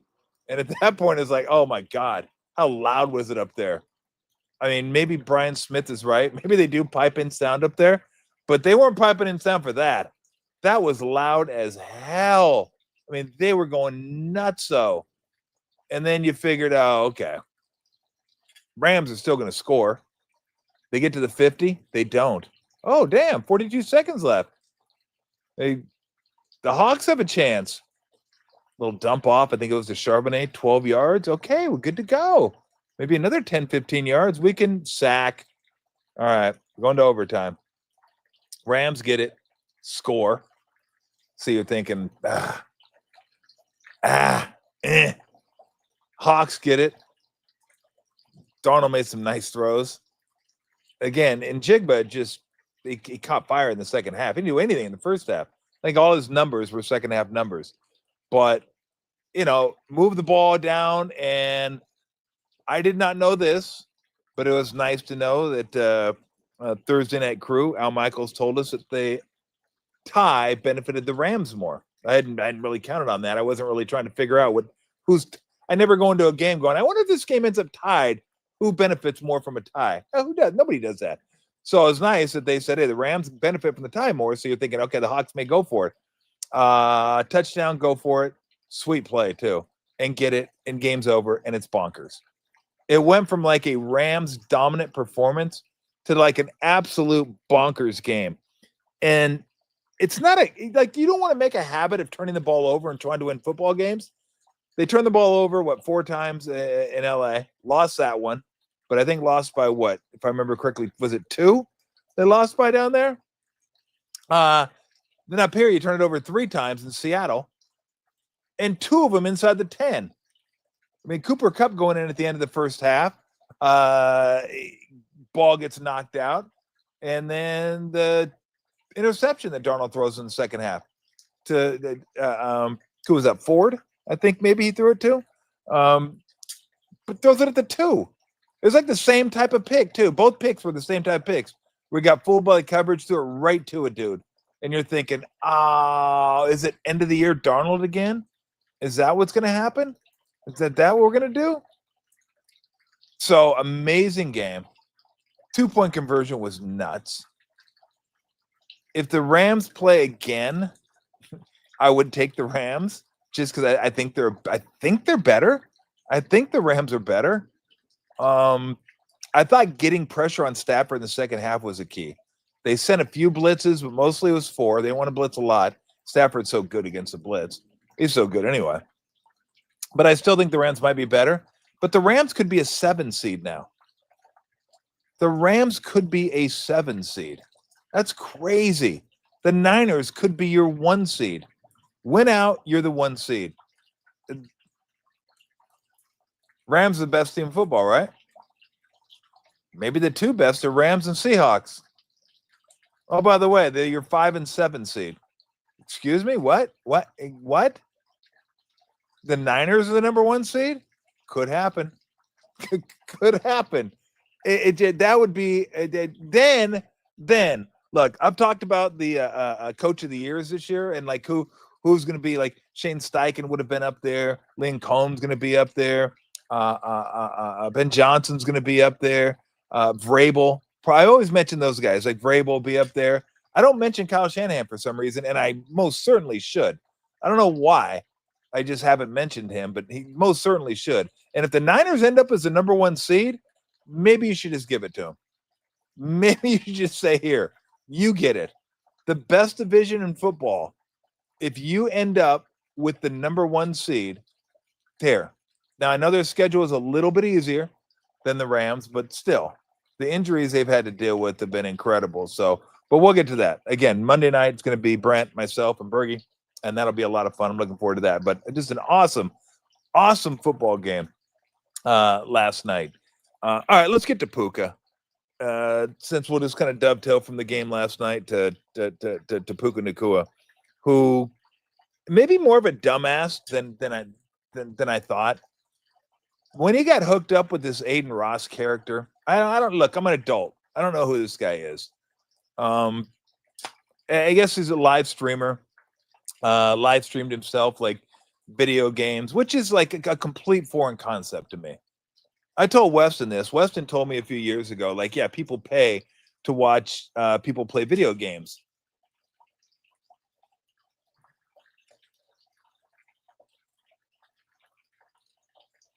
And that's what I did for like 10 minutes. Like, I don't even know if I had a word come out of my mouth. Like, I had no idea how to respond to that. What do you mean? What do you mean people? Hold on. So people watch people play video games. He goes, yeah. And I thought maybe I had a seizure. And I thought maybe that my words didn't come out exactly right. So I said, I'm going to repeat myself. People pay other people so they can watch them play video games. They're not playing. Are they playing video games? No. So they're watching someone else play video games and they're paying that person who's playing video games. Yeah. Like just saying it like, yeah, like matter of fact. Like the sun's hot, right? Yeah. Like, of course it's fucking hot. But there was that tone. Like, yeah, of course they're paying him to watch him play video games. I don't know. I skipped me. Sure, there's a lot of things my generation did that we did that I'm sure my parents were like, wait a minute, hold on. Explain that to me again. What are we talking about? What are we talking about here? That was a stunner for me. Like I just couldn't believe that. So anyway, he's one of these characters that's how he got into live streaming. And I guess he has some partner that he does a show with. So he live streams. He had Puka on.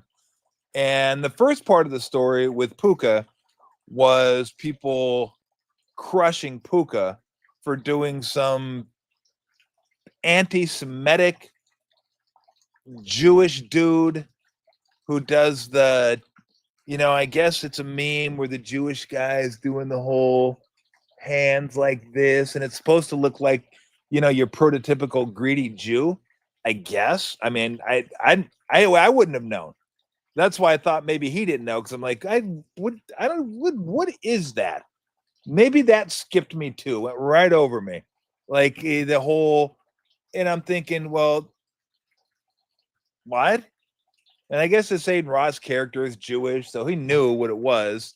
And Sisha, my lovely wife, going to a concert tonight. So and I'm just going to sit out here in the rain and do my show. Love you. All right, up on tonight. That's okay. So I wouldn't have known what it was. And I was like, oh, maybe he doesn't know what it was. But Aiden Ross, Jewish, so he knew what it was. So he obviously set him up, knowing that this was going to get a reaction, that you can use that, put it, and then people would like run with it and say, oh, he's an anti-Semite, he's this, he's that, whatever. I'm like, dude, Like, how many people don't know what that is? And don't say you're ignorant if you don't know. If you don't know what it is, you don't know what it is. Like, everybody wants to get outraged about something. Like, fucking go get outraged about something that really matters. Not about Puka Nakua doing this and you're gonna crush it. Go find something else, okay? Go find fucking some animal abuses that you can fight for. Go find some people that can't eat and fight for them. Okay, there's plenty of things out there. There's plenty of people that starve out there. There's plenty of animals that get abused out there. There's plenty of things on this planet that you can get outraged about and get behind that. Don't get behind something stupid like this. Okay. So I was like, well, Puka's kind of taking a beating for no reason. Again, I think it would, I can't imagine it's anything other than a setup. You know what you're doing. He doesn't know what you're doing. You know it's going to get people to watch. So whatever. Also, Puka said on the live stream, he was talking about the officials. And let me read this here, if I can quote him. Oh, the referees are the worst, is what he said. And the referees make calls just to get screen time. Like, every ref I know, every ump I know, wants to stay away from the TV, except for Ed Hockley, of course. And look, if you worked on your guns like that, you'd want to be on TV too. God, his guns were magnificent. They were really, really nice. That's why when he did the holding call, he'd like squeeze it. He'd like go, holding. That way. I love Ed Hockley. Not as much as Red Cashin, but Hockley was fantastic. And so anyway, that was he was ripping the officials. And hold on a second. Oh, do we want to? Yeah. Let's take a break real quick. Give me a beer break. We got to take a break. We got some stuff going on. Break me. Do we have a beer break? Anybody? Maybe not. When did I get this message? I don't know when I got this message. My bad. But we can break anytime you want to break. I'm talking to my guys. But let me finish up on Puka. So Puka was ripping the officials, and Puka was saying they're awful, and they make calls. Not only, but they want to make calls. Some of them to get on screen. They don't want screen time. Officials don't want screen time. Then I found out, after last night's game, he tweeted that he tweeted, "Can you say I was wrong? Appreciate you, Stripes, for your contributions." And so, Max is back. Max, you want to take a break real quick? Max left for a second, but if Max wants to take a break real quick, we can take a beer break. Okay, I'll just keep going. So I appreciate you for your contributions. Like, what are you doing? What are you doing? You're going to blame the official for that? Don't go 3 and out 3 straight times, okay? Don't allow a punt return. Okay, you should have won that game. Yards gained from scrimmage, way ahead. I think it was like 5-7.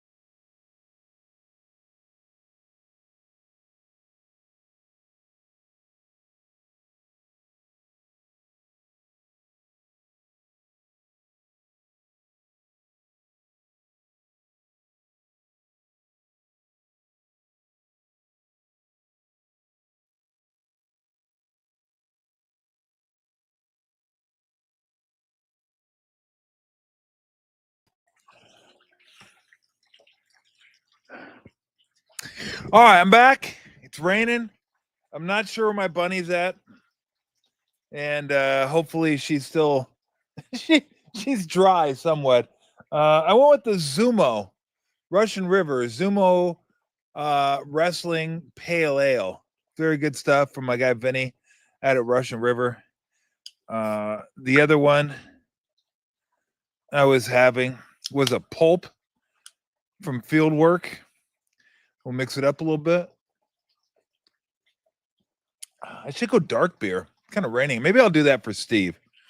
And I'm gonna have to cut it at some point because I don't want to just run right into Steve. Steve, by the way, if you want to double up with me today,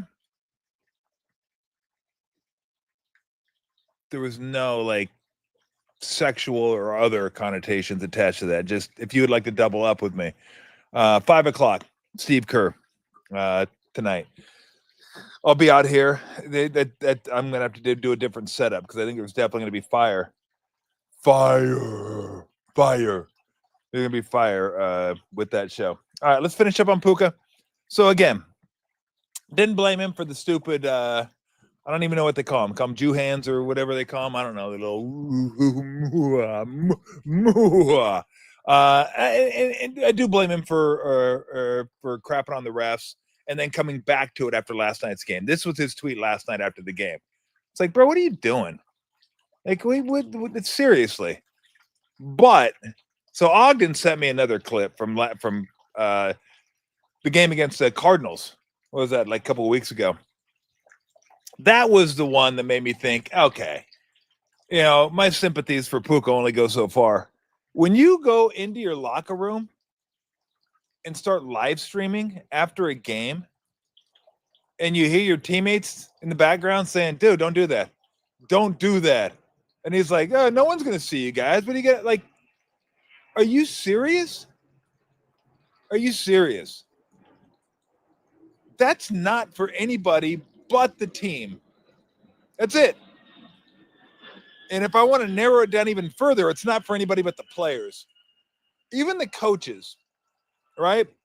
The coaches come in, say their piece, they go to their locker room, right? They have their own space because they don't want to be around there's got to be separation, right? Coaches coach, management's players are players. Players have their own space. Players do their own thing. And when teammates ask you not to live stream, which you shouldn't be doing anyway, you're a goddamn football player, not a live streamer. I'm kind of getting a picture here where he wants to be a live streamer. He watches live streams. That's why he was on Aiden Ross's show, because he watches this stuff and he does this stuff and he wants to be a part of this stuff. Great. Be a part of it after you play or in your house or in your garage or in your backyard, not in the locker room. Okay? Because that's not for you. The locker room's for everybody. Everybody on that team has a part of that locker room, is a piece of that locker room. You got to share it with everybody. That's their sanctuary. To go and say stuff that you can't say, do stuff that maybe you can't do, inappropriate, racist, whatever it is. I've heard stuff in a locker room that you'll be like, oh, damn, they said that? Yeah. We can mess around like that in a locker room. I can say stuff I wouldn't say in front of people. And I could say stuff that my teammates, black, white, whatever, would either find funny or get on me about saying or talk, whatever. But I could say those things and not feel like, oh my gosh, someone's going to crush me because they don't know me. They don't know my true intentions for what I'm saying. Like, you don't have to worry about that stuff because you're in a locker room. It's a safe space for players. And guess what? If you do say something that's out of line, you'll get called out real quick. It's the law of the jungle. So, but you don't have to worry about people wanting to come get you. It's just not that way. But to do that in a locker room and your teammates ask you to stop and you don't, red flag. Major red flag. So that's the time where I was like, you know what? My sympathies for Puka are really diminishing. And look, when I say sympathies, they're pro athletes. I really don't care that much. But as far as like, do you feel sorry for a guy? Yeah, kind of, I guess. No, I don't. This is what he asked for this. The picture is becoming a little bit clearer now. He likes live streaming. He's probably into the whole live streaming thing. He probably knows who Ross is. Probably watched him on live streams, went on his show, and then everything fucking unraveled. And now his teammates got to deal with it. And that's the one thing you don't want to do. Is that a bug on the screen? It is. Oh, shit. I thought there was a massive bug up there. And it's just actually a bug on the computer screen. I was like, oh, shit. Is that like a movie? Like an 8-foot cockroach or something. It wasn't a cockroach, but it's something different. So, whatever sympathy I had toward him, or like, oh, he got screwed, man. That was what a bummer, man. That guy hung him out to dry. He did. But as far as like, damn, that's too bad. I don't feel that. It's like, you got what you asked for. You know what kind of crowd you're running with. And stop stupid live streaming in the locker room, for God's sakes. All right, next thing I wanted to get to. We got to play something for you. This stuff is amazing. Did anybody see? I shouldn't say did anybody see this, because you didn't see it. But if you heard it, saw it, Will Wade, the North Carolina State basketball coach. For those of you that remember him, he was the basketball coach at LSU before getting let go because of improper benefits and all that kind of stuff. That was before NIL. Now it's like, what? What mean improper benefits, Rambo? I don't know. Like they're I don't know if there are improper benefits anymore. But back then, there was that whole thing. I think Sean Miller was caught up in it. Bill Self may have been caught up in it. It was the brothers. God, what was it? The Pump Brothers is what it was. That's right, the Pump Brothers. I always loved that fucking name, the Pump Brothers. They were like ran a coaching search firm, and they were getting money and paying money and doing this stuff. Dana Pump and fucking whatever Pump, Big Papa Pump. I don't know. They're just Pump Brothers. Will Wade was involved in it anyway. Went to a real small school, and now he's at NC State. And he had an interesting analogy. And I've said this forever. Like, look, it's great to graduate your kids. It's great to have good students. It's great to have high-class individuals. But if you don't win as a coach, it doesn't matter. It doesn't matter. You got to win first. And then all the other thing is great. But winning is the first thing that you have to take care of. Do we have that video of Will Wade talking about his team? Go ahead and listen to this. Nice guys. Got a lot of nice guys. Got a great team GPA. We got all that stuff. Over 3.0. Got all that stuff. It's wonderful. We're running a daycare. We're running a competitive Division I college basketball coach. I am into academics. I was a teacher. I'm happy about 3.2. But we're running a competitive basketball program.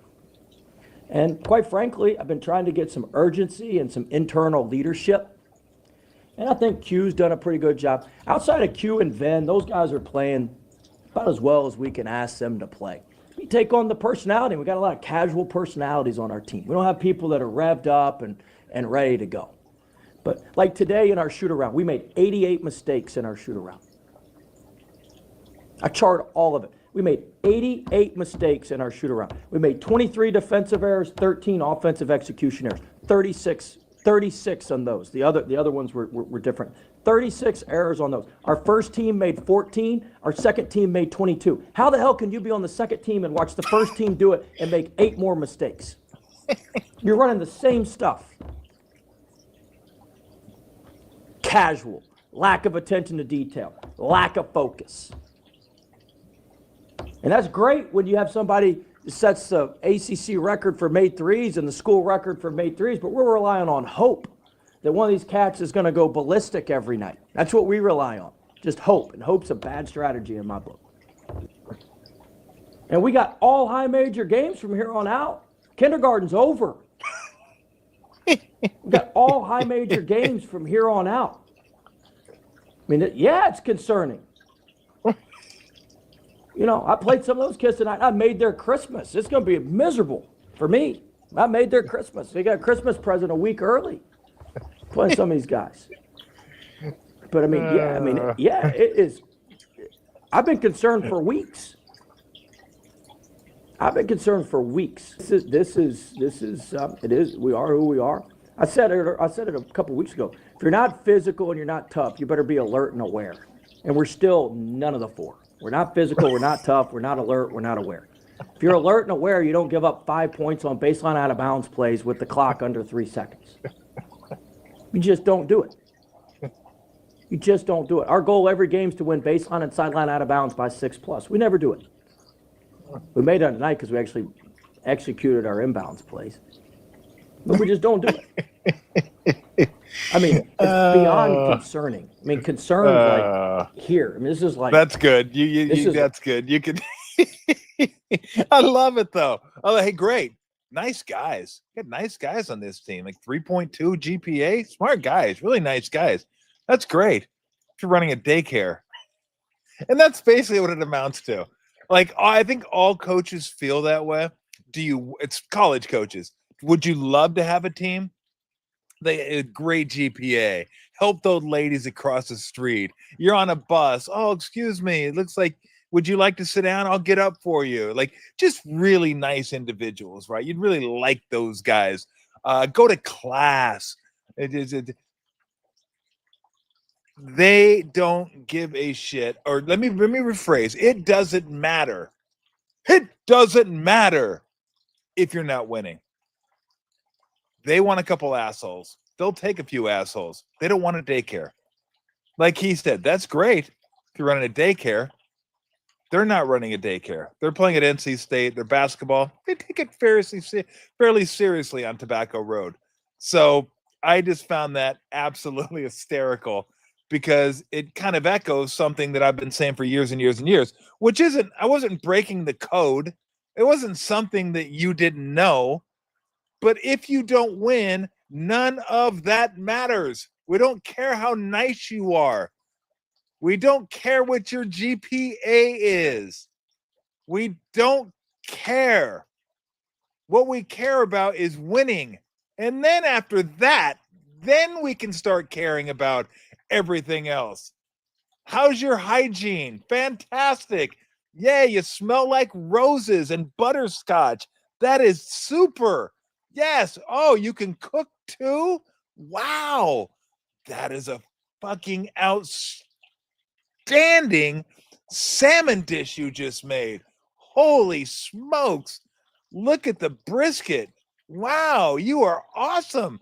Yes, Funk. I saw that video and I thought about playing it, but I didn't.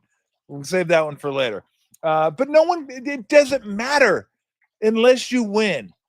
Once you win, then we can start caring about the other stuff, but winning comes first. As Will Wade said, we're not running a daycare here. Okay? It's not kindergarten. It's big boy ball. Speaking of big boy ball, it's the Big 12, brother. Do we have the Dan Hawkins? Because every time I play something with coaches, I feel like I owe everyone a Dan Hawkins. And this is our boy, Chris Rose, in the best damn sports show, period. I think I might have been on that actually a couple of times. But I love Chris. Look at how young Chris is. That's amazing. Chris does the NFL shows, works for John Boy Media. We've had him on a few times. Just a really, really cool dude. But this is him introducing Dan Hawkins when he was coaching. I think Dan's now at UC Davis. He used to be at Buffalo after Boise. So he went from Boise to Buffalo. Well, apparently some little incident happened with the Buffalo football team. We'll let Dan Hawkins explain. Some guys might decide that it's a little too tough, or it's a little too hard, it's a little too demanding. I'll give you a little example. I got an anonymous letter from a parent. Said, we just kind of bummed out this year that the boys only get 2 weeks off before they start their summer conditioning program. Normally they get 3. Well, we gave them a week at the start of the semester rather than the end. But here's my point, okay? It's Division I football! It's the Big 12! It ain't intramurals! You got 2 weeks after finals, you got a week at July 4th, and you got a week before camp starts. That's a month! That's probably more vacation than you guys get. And we're a little bummed out that we don't get 3 weeks? Go play intramurals, brother. Go play intramurals. Go play intramurals, brother. I just love the way he drops it down. It's Division I football. It's the Big 12. Go play intramurals, brother. Go play intramurals. I love the way he dropped that down. Now, how many people out there can name the 3 athletes that were on the show that night? You're probably older. You're a pretty big-time sports fan because that encompassed basketball, football, and baseball. So if you know that, first one that knows that, we'll pop it up on the screen. We'll see how long it takes you to get that. But, yeah, I mean, I know it because I'm old and I follow sports. And so, all right, before we get to a couple of funny stories, good Lord, we're just kind of rolling today, aren't we? Let's go to, I got 2 more things. I got to hurry up. It's starting to pour out here. Yes, that's one of them. You got one of them, but you're missing 2. Diego Pavia. Remember when people used to like you? They used to love your toughness, how gritty you were, the underdog story. Where did he come from? I want to say, I should have looked this up, but I think I know. That's why I didn't. New Mexico State, I think, transferred to Vanderbilt. I think his coach was the offensive coordinator, transferred, like a whole bunch of them transferred to Vandy. Yep, got that one too. And it was just a fun story, right? Yes, very good. Very good, Nutter. You guys got them all. Well done. He must be as old as me. Who didn't love the Diego Pavia story? Beating Bama last year. That's kind of when people started recognizing Diego Pavia in Vanderbilt football. Like, oh, damn. They beat Bama? That was a fun game, if you remember. It's back and forth, back and forth. But Bama couldn't stop Vandy. Couldn't stop him. You thought, is that real? Come to find out it was real. They had a good year this year. Had an outside chance of getting a playoff bid. Didn't. But they'll be playing Georgia Tech in a nice bowl game. But he was up for the Heisman, which was, I mean, him and Fernando Mendoza. Who would have ever thought, in what world is the quarterback at Indiana and the quarterback at Vanderbilt 1-2 in the Heisman voting? Like, literally in no world could that take place. No world could that take place. The upside down is more likely.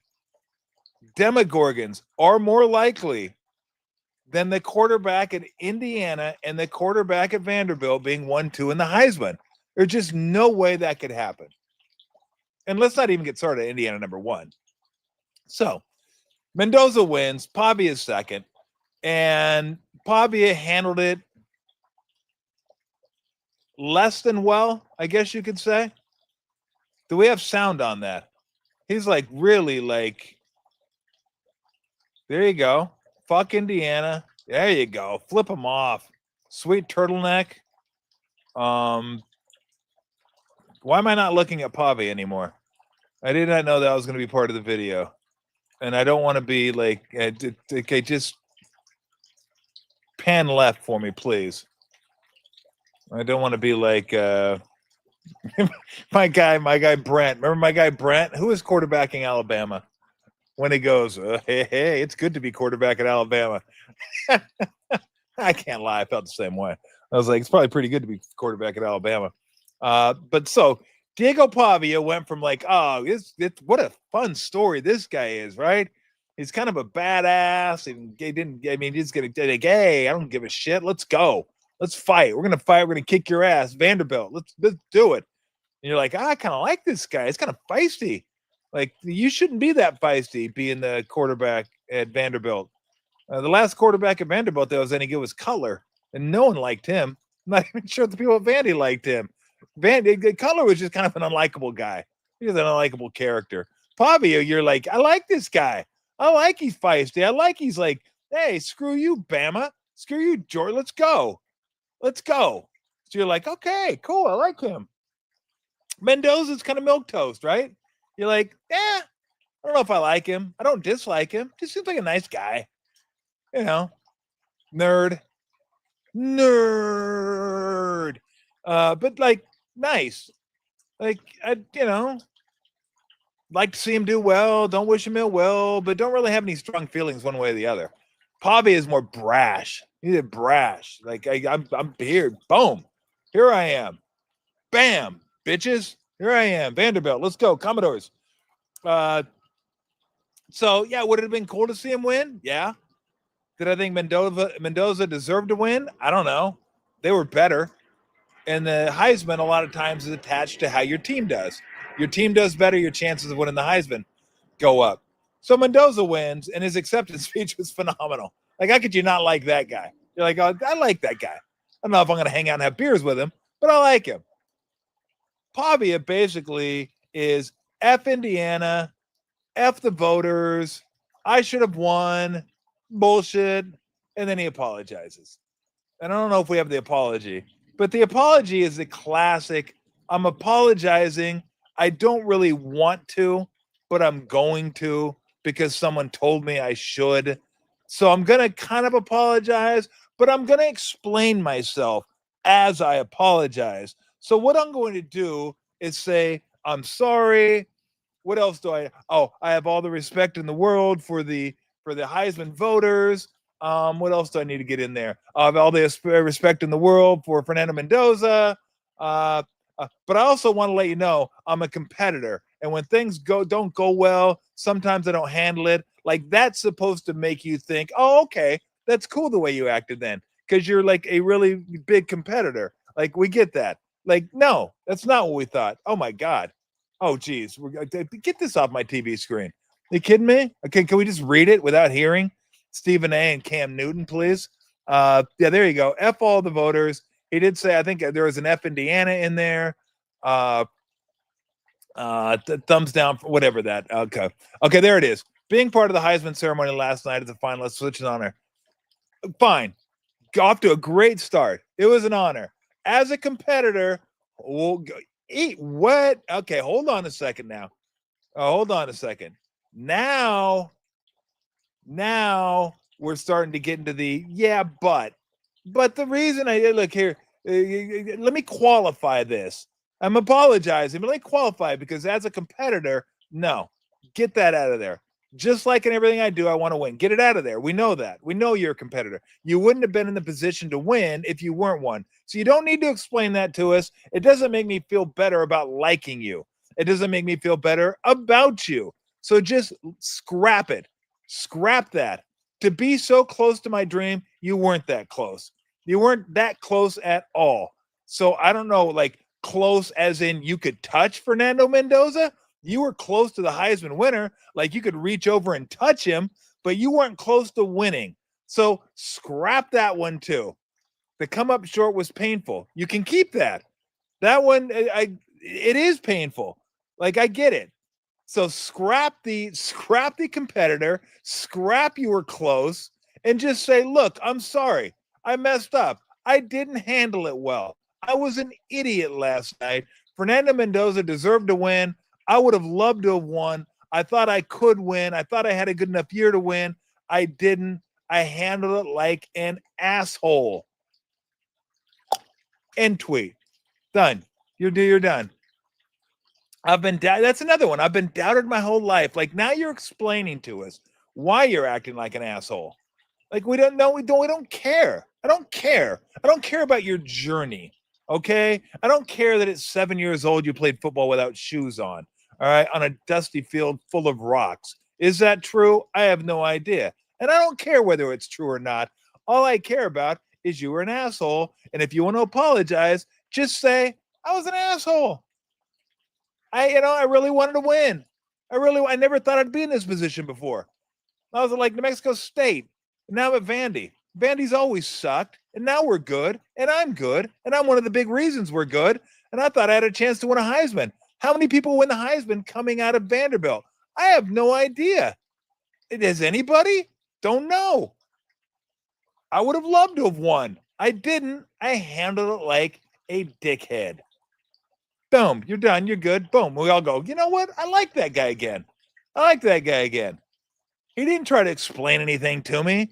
He didn't try to tell me about his family story or about how rough it was and how he's being doubted and how no. Oh, you're a competitor, are you? Because no one else is. Like, I'm sure Mendoza isn't a competitor, and no one that gets drafted this year is going to be a competitor, and no one in the NFL is a competitor. Like, nobody, we just don't have enough competitors. Like, so that separates you from everybody else, is that you are a competitor. Like, just, God, like you had it. Like, there's so many people that wanted to see you succeed. And I don't really care. I'm not rooting against Diego Pavia at all. I may bet Georgia. I may bet. I may bet against him in the polls, but we'll see. May take Iowa. Maybe not though. Iowa's hard to watch. But just own it. Just do it. Own it and say, God, I was a dick. God, we're all dicks sometimes. How many times do you go home and go, God, I was a dick. I was just a dick. I got to apologize. And you just apologize and go, sorry, I was a dick. You realize how far that gets you in life? Take it from me. I'm 6 decades into this thing. If you just tell people, look, I'm sorry. I was an asshole. I was a dick. I'm sorry. I'm sorry. Bad day, it happens to us all. Now, you don't have to say that. They should get that. Everybody has a day where they're that person. Everyone has a day you're not proud of. Everyone has a day where at the end of the day, you look yourself in the mirror and go, God, why did I do that? That wasn't called for. I didn't need to do that. That was stupid. That's it. Just apologize. Not that hard. Shouldn't be that hard. Let me help you guys out. I'm sorry. I'm sorry. That's it. And if you were to add, I was a dick, add that. I was a dick. I'm a dick. I was being a dick. And move on. That's all you needed to do. That's all you needed to do. Don't need to know your competitor. Don't need to know you played with cardboard tied around your feet, like out in the sandlot somewhere, like how hard life was for you. And like, that's embellishing, okay? I don't know that to be a fact. Just trying to think of like hardships that no one cares about. But that's too bad too. I'm sure he lost a lot of fans. Big fight tonight. Anybody watching the big fight? Anthony Joshua is going to fight Logan Paul. Is it Logan Paul or Jake Paul? Or Rue Paul? Or Paul Schaefer? Or Paul Stanley? Do anybody know? I think it's Logan Paul. I'm not positive. I'm not watching. I refuse to watch anything. I won't even watch that show with RuPaul, that like drag show. I just won't watch that because anything with Paul in it, I won't watch anymore. It's just like Logan Paul's ruined it for me. Anything with Paul, I just go, no, I'm out. I'm out on the Pauls. Anything Paul related, I'm out. I won't even watch old David Letterman's. Paul Schaefer, I won't watch it. Do I hope he gets smashed? I don't care. I would assume he's going to. Anthony Joshua is a legitimate heavyweight, or was at one point. He's a big dude. We've missed heavyweights, like big time heavyweights. There you go. Oh, it is Jake Paul. See, I thought it was Logan Paul. I told you, I don't know. I knew it was one of the Pauls, and I know they're brothers. That's it. Maybe it is. Are we sure? We sure it's not RuPaul? Anyway, no, I'm not watching. The last fight I watched was on Netflix when we were in New Orleans. It was Bud Crawford and Canelo. But that's the last one. Like, is this what boxing is now? Just a sideshow? For those of you that are close to my age, man, Muhammad Ali, Joe Frazier, George Foreman, Sugar Ray Leonard, Tommy Hearns, Marvin Hagler, Roberto Duran, Hands of Stone, Alexis Arguello, Pryor. Like, I could go on and on and on. How many great fights there were. And then this is what we have now. This is what we have. Jake Paul, Anthony Joshua. That's boxing nowadays. what happened? What happened to boxing? What happened to Jim Lampley? What happened to Barry Tompkins? What happened to everybody that were this? I mean, as soon as it went on, is it DAZN or DAZN, whatever it is? As soon as it went on that streaming platform, it was done. Like everybody lost track of what the hell. Yes, Chris Paul. We're gonna start naming all Pauls now. I'll end it with Peter, Paul, and Mary. How about that? As soon as it went on that app, it was toast. Like it's like, yay, you're getting boxing all the time. Yeah, but I don't want boxing all the time. I want good boxing. And a lot of the boxing isn't good boxing. That's what UFC has over boxing, is that when UFC's on, someone can get knocked out at any point. And it's usually a pretty good fight. Not always, but usually. There's some boxing matches that are just terrible because they don't have the skill. You put two non-skilled guys out there in a boxing ring and you're watching for 10 rounds. It's like, this is boring. But I want to watch the big fights. I want to watch the good fights. I don't even know what the good fights are nowadays. I used to know all the good fights. Used to watch all the good fights. Even when it was De La Hoya and Mosley and Pacquiao and Trinidad and God, who am I looking for? Bernard Hopkins, all those guys. Is somebody doing yard work when it's raining out here?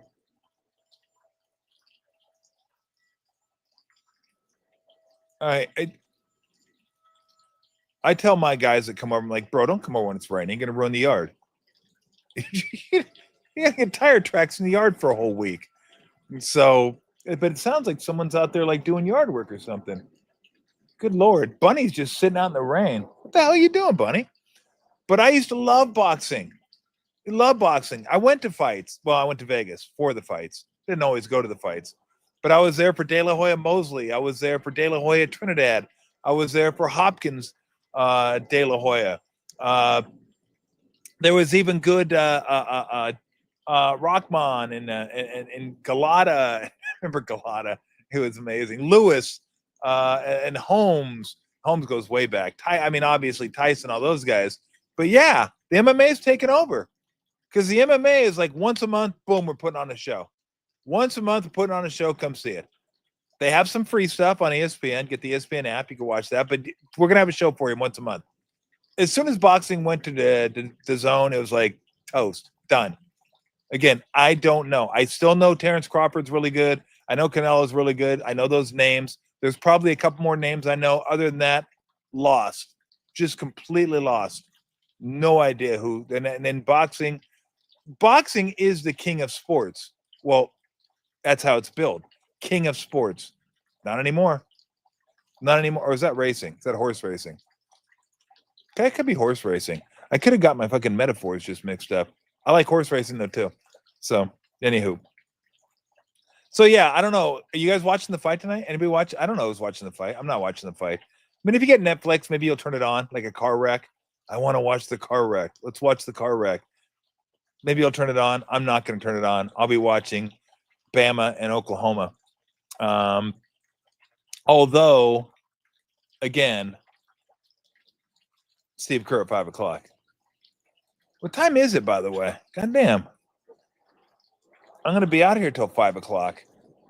Yes, horse racing. There you go. I knew it was a sweet science, but yes, horse racing is the king of sports. Thank you, Southwest. I appreciate that. I thought I had that wrong. God damn, 3:25?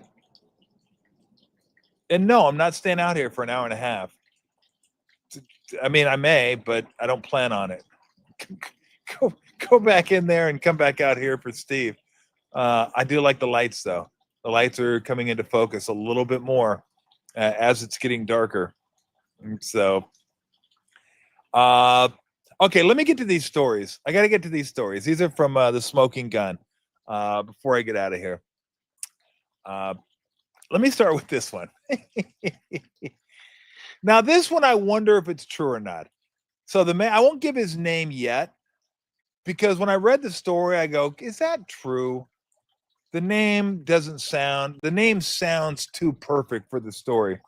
So, guy's 66 years old, lives in Minnesota, and he was out cutting wood with a chainsaw in his front yard. I would imagine a lot of people in Minnesota have a chainsaw. There's probably a lot of fireplaces in Minnesota. A lot of people have wood in Minnesota. A lot of people want to chop said wood in Minnesota for their fireplace.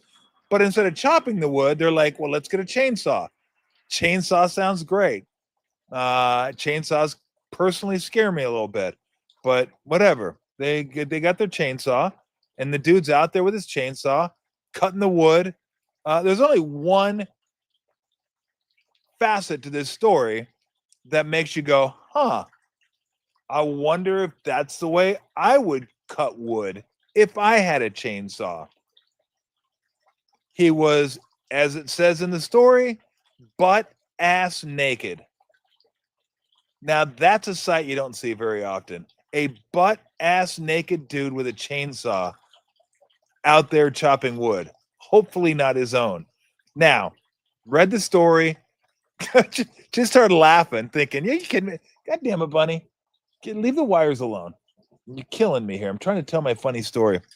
His name, Paul Severson. I mean, does that seem too perfect for a story? Like Paul Severson? You got a chainsaw. You're nude. There's a part of your body, an appendage. Yes, that could. Oh, I heard stills are incredible chainsaws. But I'm not positive. Again, chainsaws to me. All I know about chainsaws are Texas Chainsaw Massacre. That's it. Okay, shit. Leave the goddamn wire alone, please. Look at this. How many other podcasts are doing a show while they're keeping wires away from bunny rabbits? None. Probably for a good reason. That's why. So, they still look at that thing. That could take your unit off without you. Like, it's one of those things that could take your unit off, and you wouldn't even feel the pain for like 3 seconds. Be delayed reaction. You'd be like, "Ew," and you look down, and all of a sudden there'd be blood gushing everywhere, and it hit you like, "Oh shit!" Then it really hurt. So yeah, I don't want to do a chainsaw naked. I don't want to do a chainsaw clothed. None of the above. But yeah, Paul Severson, if you do exist, if this is a real story, put some clothes on, bro. I mean, some overalls. No one needs to see some, well, I mean, I wouldn't mind seeing it just to see it. How wild would that be? Some butt-ass naked dude out there with a chainsaw just going to town. That's amazing. Okay, final story. I think this is from Florida. I didn't look, but it sounds like a Florida story. And I'm pretty sure when I read it, it was Florida. But anyway, here are your particulars. Your particulars that were involved in it. Sharon Zablinski, Sharon Zablinski, Marshall Lowry, and Michael Howard. Now, if you know the smoking gun at all, you know there's a lot of wild stories on the smoking gun. This was a story where Sharon Zablinski, those are some lookers right there. So I think it's, you know who Sharon Zablinski is. I think Marshall Lowry's in the middle and Michael Howard's on the right, if I'm not mistaken.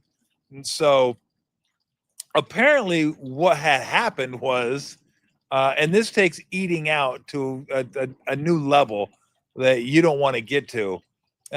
Marshall Lowry was pleasuring Sharon Zablinski, pants down around her thighs, and Mike was buried mouth deep in her cooch. But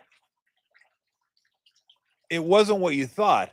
In the story, it says that he was turned the wrong way, like he was upside down laying on top of her. So it sounded like it was a dinner for two situation. 69, dinner for two at the park, going to town on each other. Like, excuse me.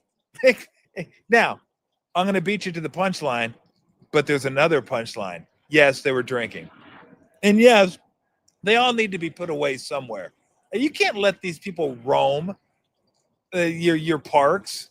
Like, you can't let them roam the parks. There are kids out there at the parks.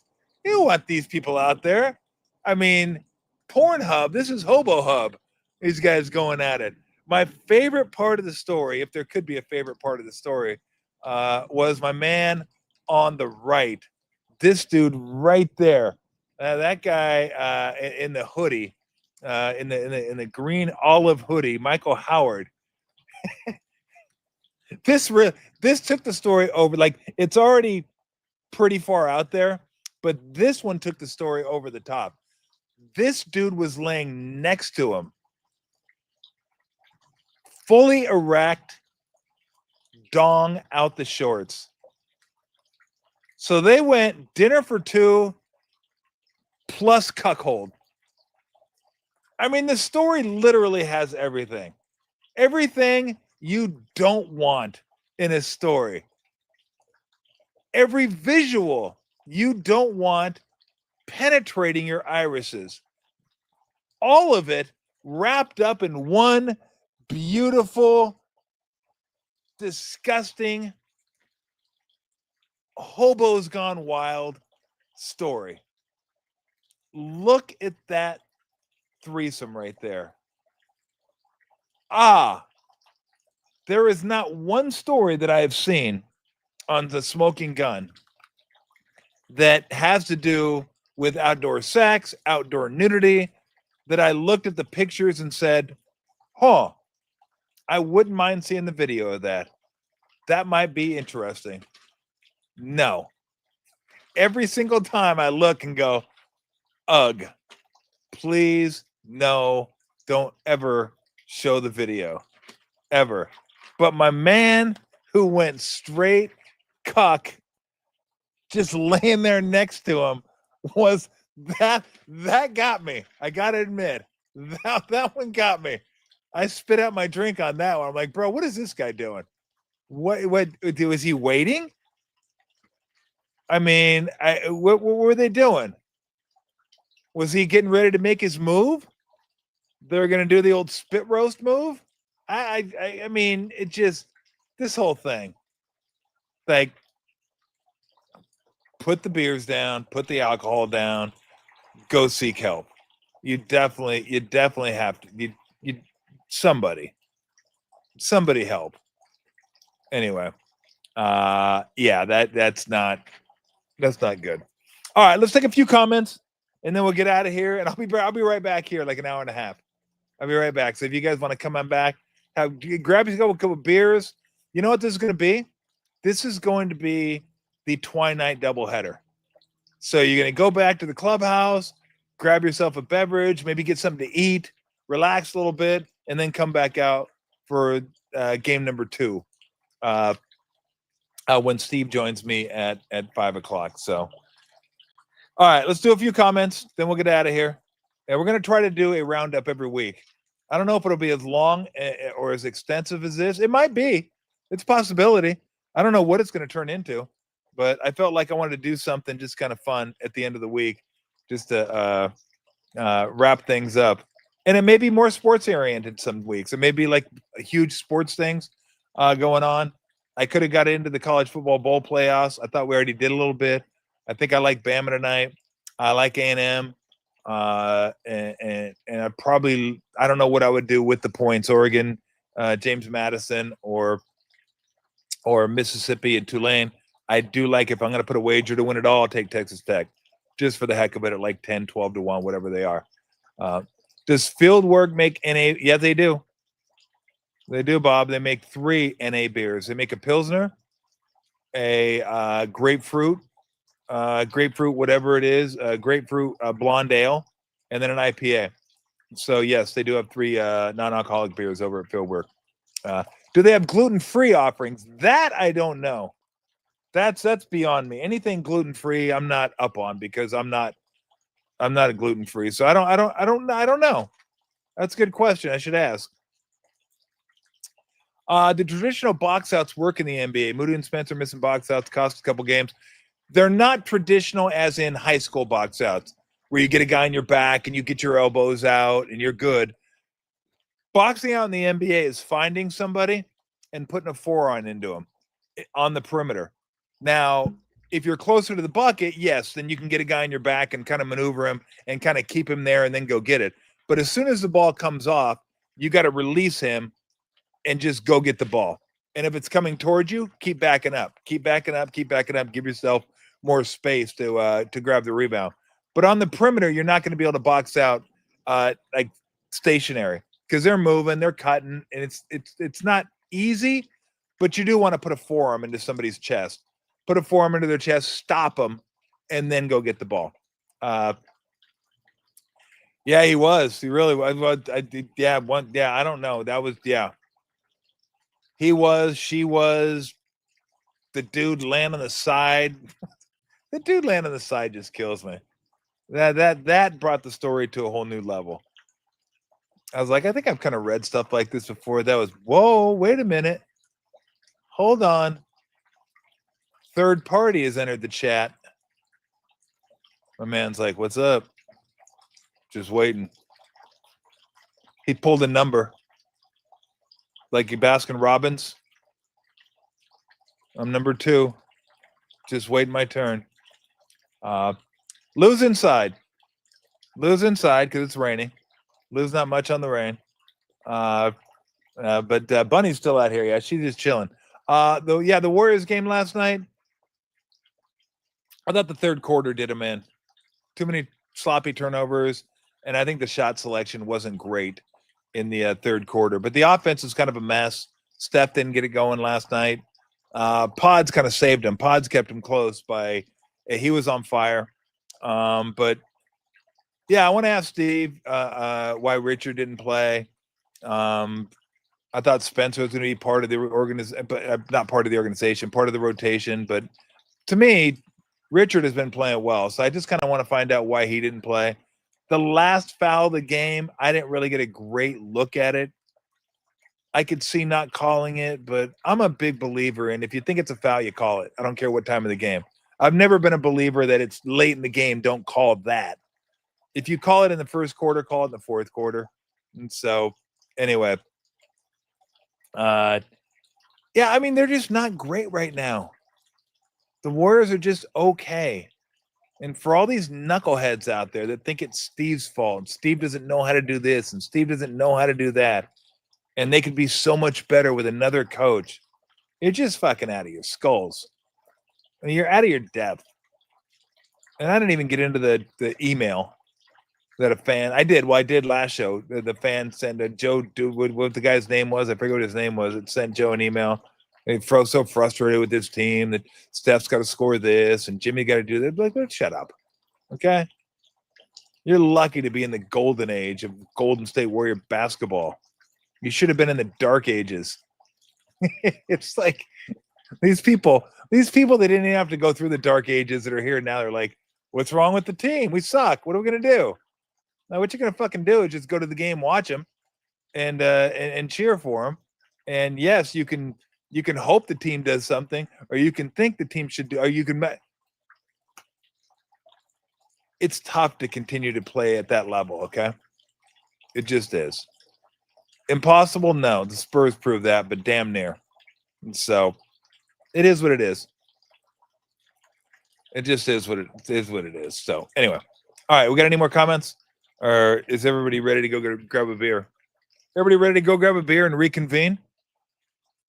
Let's see, we're like almost at 1,000 people. Let's see if we get let's see if we get those 1,000 back. Let's see how many people go fall asleep over the next hour.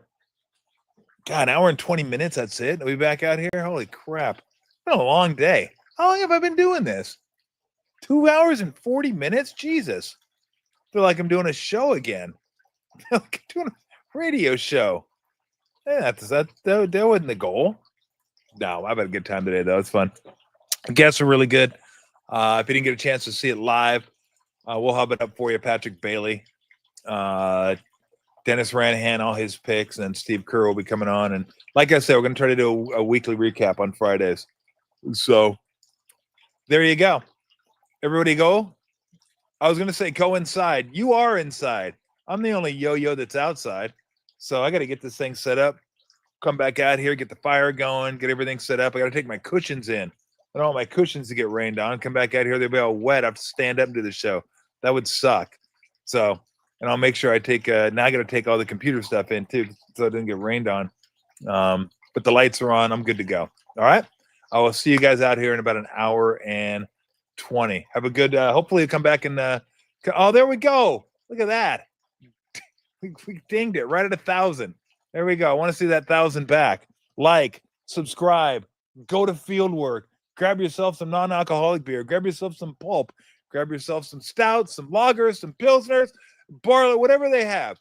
Like I said, they have it all from non-alcoholic to barley wine, everything in between. If you're a beer lover, if you're a craft beer lover, you will find something there that you enjoy.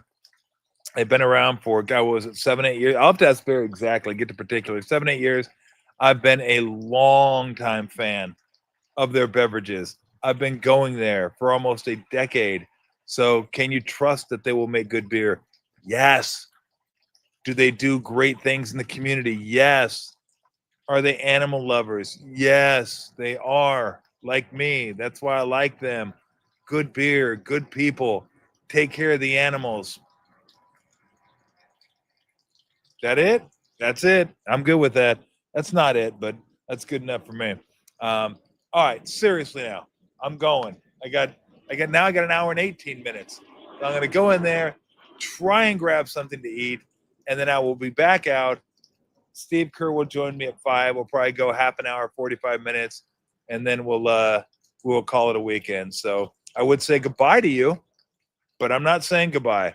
I'm saying until 5. Hopefully you'll come back and join me. So I will see you then.